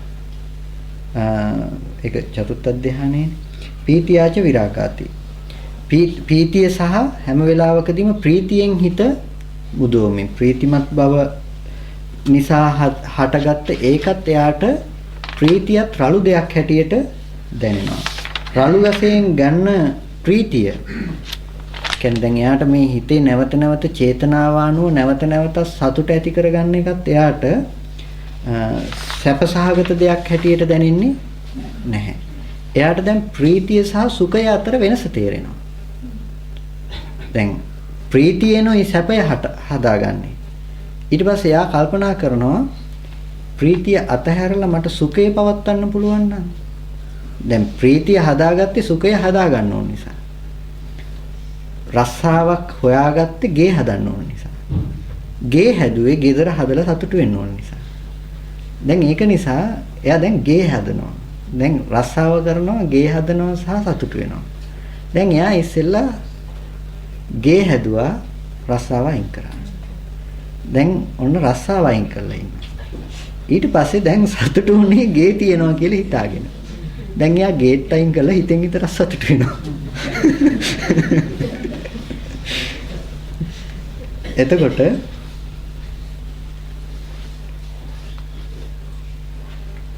පීතියාච විරාගා. එතකොට හැම වෙලාවකදීම දැන් මේකේ තියෙන ලක්ෂණය තමයි හැම වෙලාවකදීම මේ ධර්මතාවයෙන් නොයල්ම කියන දේත් මෙතනට එකතු වෙන එක. නොයල්ම කියන එක මෙතනට එකතු කරන්නේ හැම වෙලාවකදීම විරාගය කියන එක වෙන අර්ථයකින් නෙමෙයි රාගය කියන එක යෙදෙන්න හේතු ටිකක් පනවන්නේ නැති නිසා. ඒ කියන්නේ හැම වෙලාවකදීම දැන් අපිට තියෙනවා ධානයේට ඇලෙනකම. ධාන කියන දැන් අනිත් ධර්මතාවයට ඇලෙනකම ඔය හැම මොහොතකම තියෙනවා.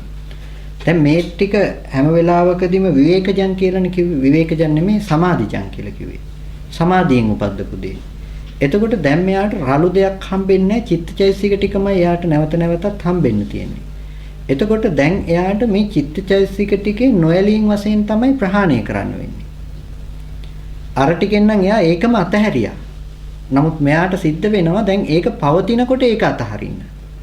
අන්න ඒ කාරණාව නිසා ඔතන ඔය මේ විරාගය කියන වචනය විශේෂයෙන්ම යෙදෙනවා. ඒක නිසා කියනවා පීතියාච විරාගා උපේක්ඛකෝච විහෙරති සතෝච සම්පජානෝ. හැම වෙලාවකදීම එයා සුඛස්සච පහන දුක්ඛස්සච පහන සුඛේ සහ දුක කියන දෙකම දුරු කරලා පීතියාච විරාගාච උපේක්ඛකෝච විහෙරති සතෝ සම්පජානෝ සුකංච කායේන පටිසංවේදේති යන්තං අරියා ආචික්කන්ති උපේක්ඛකෝ සතිමා සුඛ විහාරේති තන් තතියජ්ජහනං උපසම්පජ්ජ විහෙරති. එතකොට හැම වෙලාවකදීම සතෝ සිහි ඇතුව සම්පජානෝ නුවණ ඇතුව සුකංච කායේන පටිසංවේදේති සුකංච කායේන පටිසංවේදේති. එයාට හැම වෙලාවකදීම සැපසහගත වූ කයින් තමයි එයාට ප්‍රීතිය හදලා දුන්නේ. අර කණි පැත්තට මං කිව්වේ. සැපසහගත කයින් තමයි ප්‍රීතිය කියන එක හදලා දුන්නේ. සුකංච කායේන පටිසංවේදේති.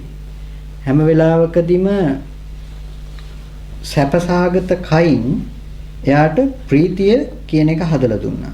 පීතියාච විරාගා උපේක්ඛකෝච විහෙරති. එයා ඊට පස්සේ සැපසහගත කය නිසා එයාට ප්‍රීතිමත් බව හදලා දුන්නා.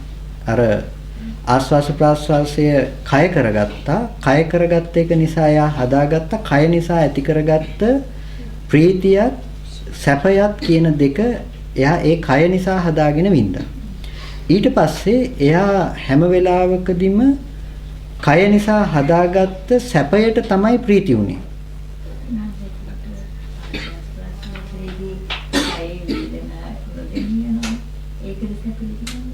කය වේදනාව නොදෙනී යන මට්ටම කතා කරන්නේ කලින්ම. ඒක විවේකජන් කියන තැනින් අපි කතා කළේ මේ කාය සංපස්සයෙන් හටගන්න කයෙන් මිදිලා ආස්වාස ප්‍රාස්වාසයේ කය කරගන්න තැන. එතකොට ආස්වාස ප්‍රාස්වාස කයින්ම එයා මිදිලා. එතකොට මෙතනදී අතනදී මේ දරත සහිත කයෙන් මිදිලා මෙතනදී ආස්වාස ප්‍රාස්වාස කයිනොත් මිදිලා.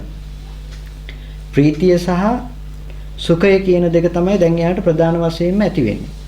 අවශ්‍ය වුණේ සැපයයි සැපය ඇතිතනයි ප්‍රීතිය හදාගත්තේ. ප්‍රීති සුඛ සහිත කියලා කිව්වහම හැම වෙලාවකදීම අවශ්‍ය වුණේ සුඛයයි ලබාගත්තේ හැම වෙලාවකදීම සුඛයේ ඇතිතනයි ප්‍රීතිය හදාගත්තේ. ඊට පස්සේ යාට පීතියාච විරාගා උපේක්ඛකෝච විහෙරති සතෝ සම්පජානෝ. එයා ප්‍රීතිය සහිතව විරාගා නොයල්ම හේතු කරගෙන උපේක්ෂාව වාසය කරනවා සතෝ සම්පජානෝ. මනා සිහි ඇතිව සුකංච කායේන පටිසංවේදේති. සැපසහගත වූ කයින්ම වාසය කරනවා. හැබැයි සැපසහගත වූ කයින් උපද්දපු ප්‍රීතිය තමයි දැන් එයාට ස්පර්ශ කරන මට්ටම. සැපසහගත වුණ කයින් හදපු ප්‍රීතිය තමයි එයාට දැන් හම්බෙන්නේ. දැන් අර කයම සැපසහගත වුණ මට්ටමේ සැපෙන් එයා මිදිලා. ඒක වෙනස තේරුණාද? දැන් ආස්වාස ප්‍රාස්වාසය කය බවට ප්‍රකට කරගෙන පළවෙනි තැන පැනෙවුවා. ඊට පස්සේ ආස්වාස ප්‍රාස්වාස කය ප්‍රකට කරගෙන ආස්වාස ප්‍රාස්වාස කයම පිරිමදින ගතිය ඒකෙන් එයා හිත මුදවගත්තා. ඊට පස්සේ මෙහි ඇති කරගත්ත පීති සුඛ ඒකාග්‍රතා ධර්මතා ටිකේ හිත පිහිටුවා. ඊට පස්සේ එයා සුඛ කියන මට්ටම හැම වෙලාවකදීම දැන් ආස්වාස ප්‍රාස්වාස කයමයි ප්‍රීතිය කරගත්තේ. ආස්වාස ප්‍රාස්වාස කය නිසා හදපු දෙයමයි සුඛය කරගත්තේ.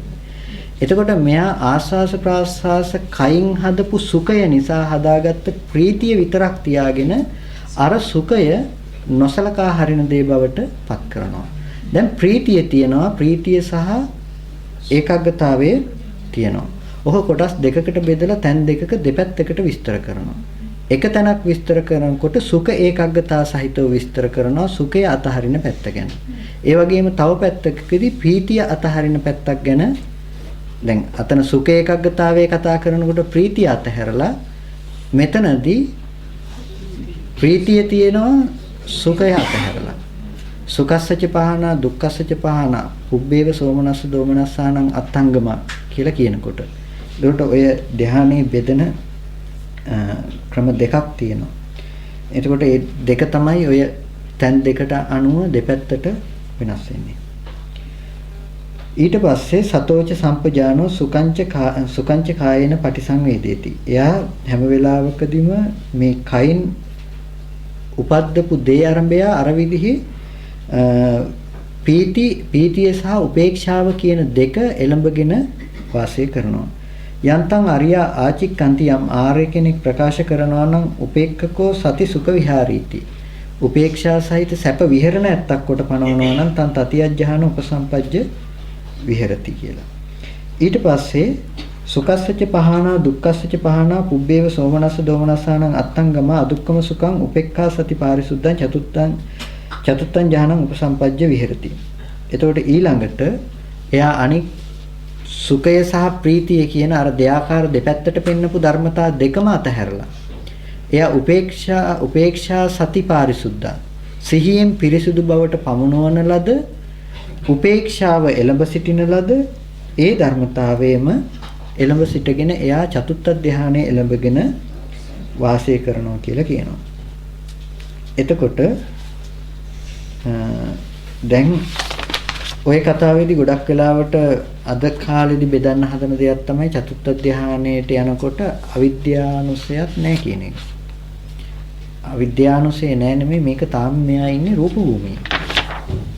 මෙයා මේ කර්මයේ වඩලා තියෙන කර්මයේ කරලා තියෙන තාම රූප භූමිය අනුව ගියපු දෙයක්. ඒක නිසා මේ තාම අවිද්‍යාව භව තණ්හා දෙක දුරු කරලා නැහැ. මූල ක්ලේශ දෙක මෙයාට ඒ විදිහටම තියෙනවා.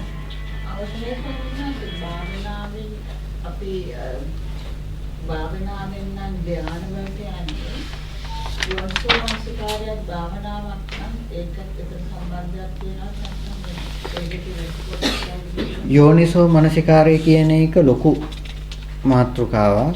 එතකොට යෝනිසෝ මනසිකාරයෙන් එක කොටසක් විතරයි භාවනාව කියන එක. එතකොට අනිත් හැමදේම දර්ශනයෙන් පහ කළ යුතු ආශ්‍රව ටික දර්ශනයෙන් පහ කරන්න උත්සාහවත් වෙන ටිකයි අපි සබ්බාසෝ සූත්‍රේ කතා කරපු අනිත් ඔක්කොම ටිකත් යෝනිසෝ මනසිකාරය. එතකොට භාවනාව ඒකේ අනිත් කොටස විතරයි.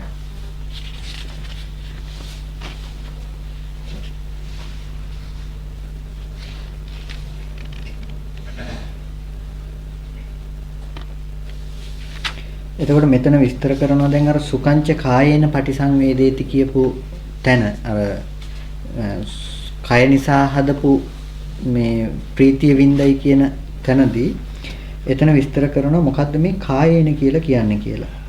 තත්ත කතමෝ කායෝ සංඥාඛන්‍தோ සංඛාරඛන්‍தோ විඥානඛන්‍தோ අයං උච්චති කායෝ ඉදං සුඛං ඉමිනා කායේන පටිසංවේදේති තේන උච්චති සුඛංච කායේන පටිසංවේදේති. එතකොට එතන කය විදිහට පනවන්නේ සංඥා සංඛාර විඥාන කියන ස්කන්ධ තුන විතරයි. එතකොට වේදනා ස්කන්ධේවත් එයාට පනවන්නේ නැහැ.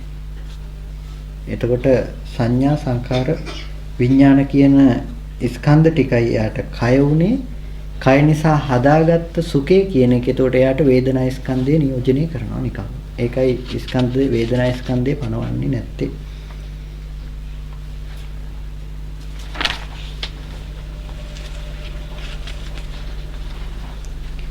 එතකොට ඒක තතිය ධානය කියලා කිව්වා. අරක චතුත්ථ ධානය කියලා කිව්වා. සුඛස්සච පහන, දුක්ඛස්සච පහන, අත්ති සුඛං, අත්ති දුක්ඛං කියලා ඒ විස්තර කරන එක.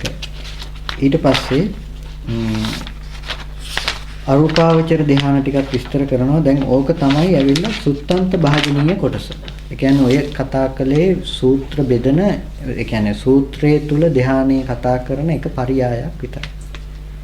ඊට පස්සේ අභිධර්ම පිටකයේදී ධානයේ බෙදන්නේ කොහොමද කියන එක ඊළඟට ආයෙ කතා කරනවා. චත්තාරේ ධානානි. ධාන හතරයි. අර කතා කරේ ධාන පහකට බෙදලා බෙදන ක්‍රමය ගැන කතා කරන්නේ හැම වෙලාවකදීම සූත්‍ර න්‍යායට අනුව මෙතන කතා කරනවා ධාන හතරයි. පඨම ධාන, ဒုတိ ය ධාන, තෘතිය ධාන, චතුර්ථ ධාන. තත්ත කතමං පඨම ධානං ඉද බික්කු යස්මින් සමේ රූපුප්පත්ත්‍ය මග්ගම් භාවේති. යම් කලෙක මේ ශාසනයේ මහානතෙම රූපෝපත්තිය මග්ගම් භාවේති. මේ මග වඩන්නේ මේ ලෝකෝත්තර දර්ශනයේ පිණිස නෙමෙයි. ඒකයි මෙතන තියෙන වෙනස. රූපෝපත්තිය මග්ගම් භාවේති. රූප භූමියේ ඉපදීම පිණිස මේවා මග වඩන්නේ වෙනත් දෙයක් සඳහා නෙමෙයි. එතකොට බුදුරජාණන් වහන්සේ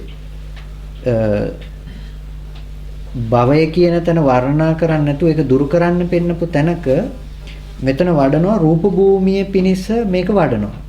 එතකොට මේක ඇයි මෙහෙම වඩන එක හරි කියන එකට තියෙන එකම විකල්පය වෙන්නේ එතන තියෙන සම්මාදිට්ඨිය නැතිනම් ප්‍රඥාව විතරයි. ඒ කියන්නේ එයා මේක වඩන්නේ හුදෙක්ම චේතෝ සමතේ සඳහා මිසක නිවන සඳහා නෙමෙයි. මේ වඩන මග එයාට හේතු වෙන්නේ වෙන තැනකට යන්න. නිවන් දකින්නයි වඩන්නේ. වඩන නිවන් දකින්න කරන භාවනාව එයාට හේතු වෙන්නේ රූප භූමියේ පිනිස. මේ භව නිරෝධය කරන්නයි භාවනා කරන්න යන්නේ. භව නිරෝධයේ පිනිස වඩන භාවනාව හේතු වෙන්නේ කොහෙටද? එයාට රූප භූමියේ පිනිස හේතු වෙලා තියෙන්නේ. ඒක නිසා ඒක නිවන කිව්වේ නෑ. ඒක නිසා තමයි ඔය භාවනාව සහ ඔය ධ්‍යාන උපදව ගන්න ක්‍රමයේ තුල නිවන පණවන්න බෑ කියලා කියන්නේ. ධානයේ කියන එක කවදාවත් නිවනක් නෙමෙයි. ධානයෙන් නිවන ගන්නත් බෑ. ඒක වෙනමමයි නුවණ වෙනමම උපදවගත යුතු දෙයක්.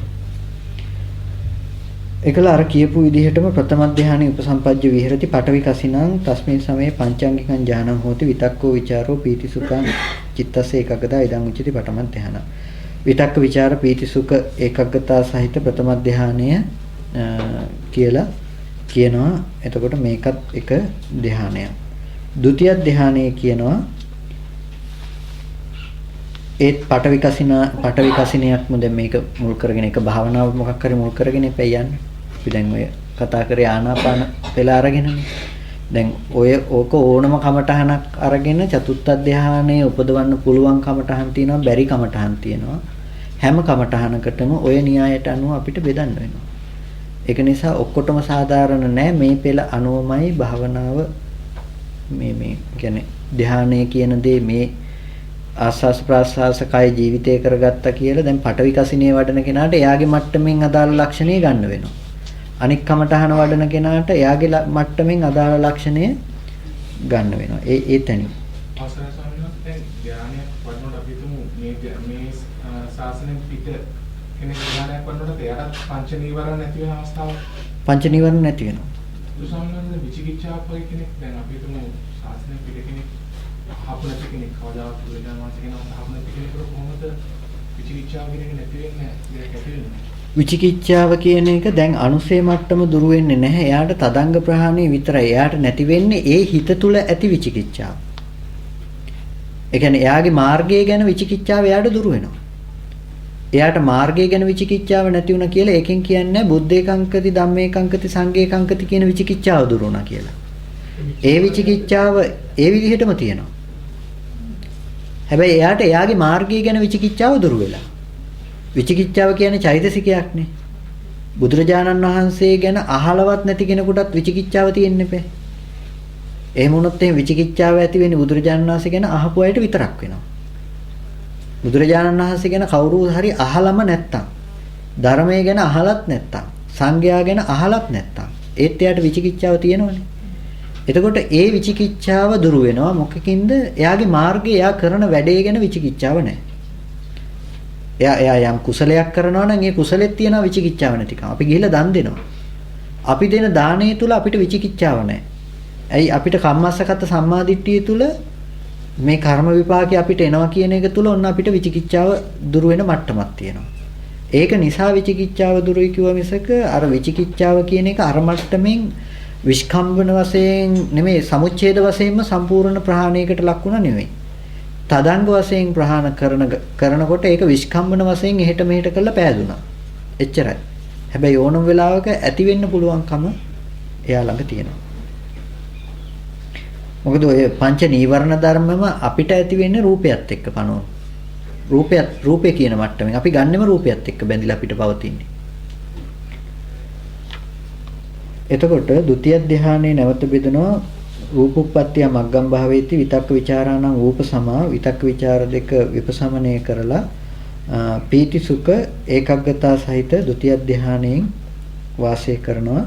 මේක තමයි ဒုတိ ය ධානයේ ඒකත් එක්ක යෙදিলা තියෙන අනික් යම් තාක් දහම් කොටසක් තියෙනවා නම් ඒ ටිකට කියනවා ඥාන සංප්‍රයුක්තයි කියලා. ඊට පස්සේ පීතියාච විරාගා මේ යම් කෙනෙක් තත්තගතමන් තතිය ඥානං මොකක්ද එතන තෘතිය ධානය කියලා කියන්නේ යම් භික්ෂුවක් රූපුප්පත්තිය පිණිස මග වඩනවා මේ පීතියාච විරාගා හැම වෙලාවකදීම පීතිය සහ විරාගයෙන් යුක්ත උපේක්ඛා සති උපේක්ෂාව සහ සිහිය යෙදෙන තෘතිය ධානයේ උපදෝගෙන වාසය කරනවා. තස්මින් සමයේ ද්වංගිකං ඥානං හෝති සුඛං චිත්තස්ස ඒකග්ගතා අංග දෙකකින් යුක්ත ධානයේ තියෙනවා. අංග දෙකකින් යුක්ත ධානය කියලා කිව්වේ හැම වෙලාවකදීම ප්‍රීතිය සහ සුඛය කියන තැන සුඛං චිත්තස්ස ඒකග්ගතා. එතන සැපයෙහි සිත ඒකාග්‍රගත වෙලා තියෙනවා. ඒ සැපයෙහි සිත ඒකාග්‍රගත වීම නිසා සැපේ ගණන් ගන්නේ නැති වෙනවා. ඒ කාරණාව ටිකක් විශේෂ කාරණාවක් වෙනවා. සුඛං චිත්තස්ස ඒකග්ගතා. එතන තියෙන සැපයම සිතේ ඒකාග්‍රතාවයයි කියනවා. ද්වංගිකං ඥානං හෝති. අංග දෙකකින් යුක්ත ධානයයි පනවන්නේ. ඒ තමයි පීති සුඛ කියන දෙකම පනවනවා. නැතිනම් ප්‍රීතිය සහ ඒකාග්‍රතාවය කියන එකම පනවනවා. එතන ඒකාග්‍රතාවය පනවන්නේ හැම වෙලාවකදීම සුඛයයි ඒකාග්‍රතාවයයි කියන එක එකම තැනින් අරගෙන එක පනවනවා.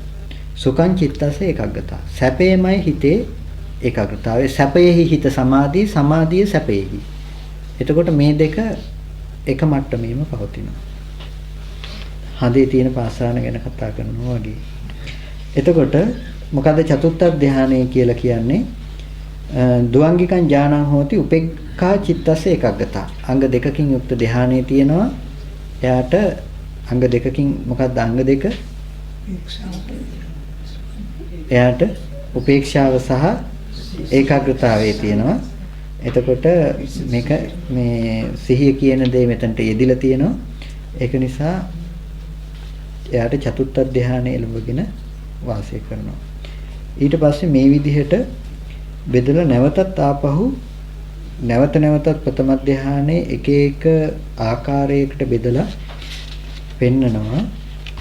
ඔකෙදි මම විශේෂ තැන විතරක් ගන්නම් අනිත් කොටස් ටික අතහැරලා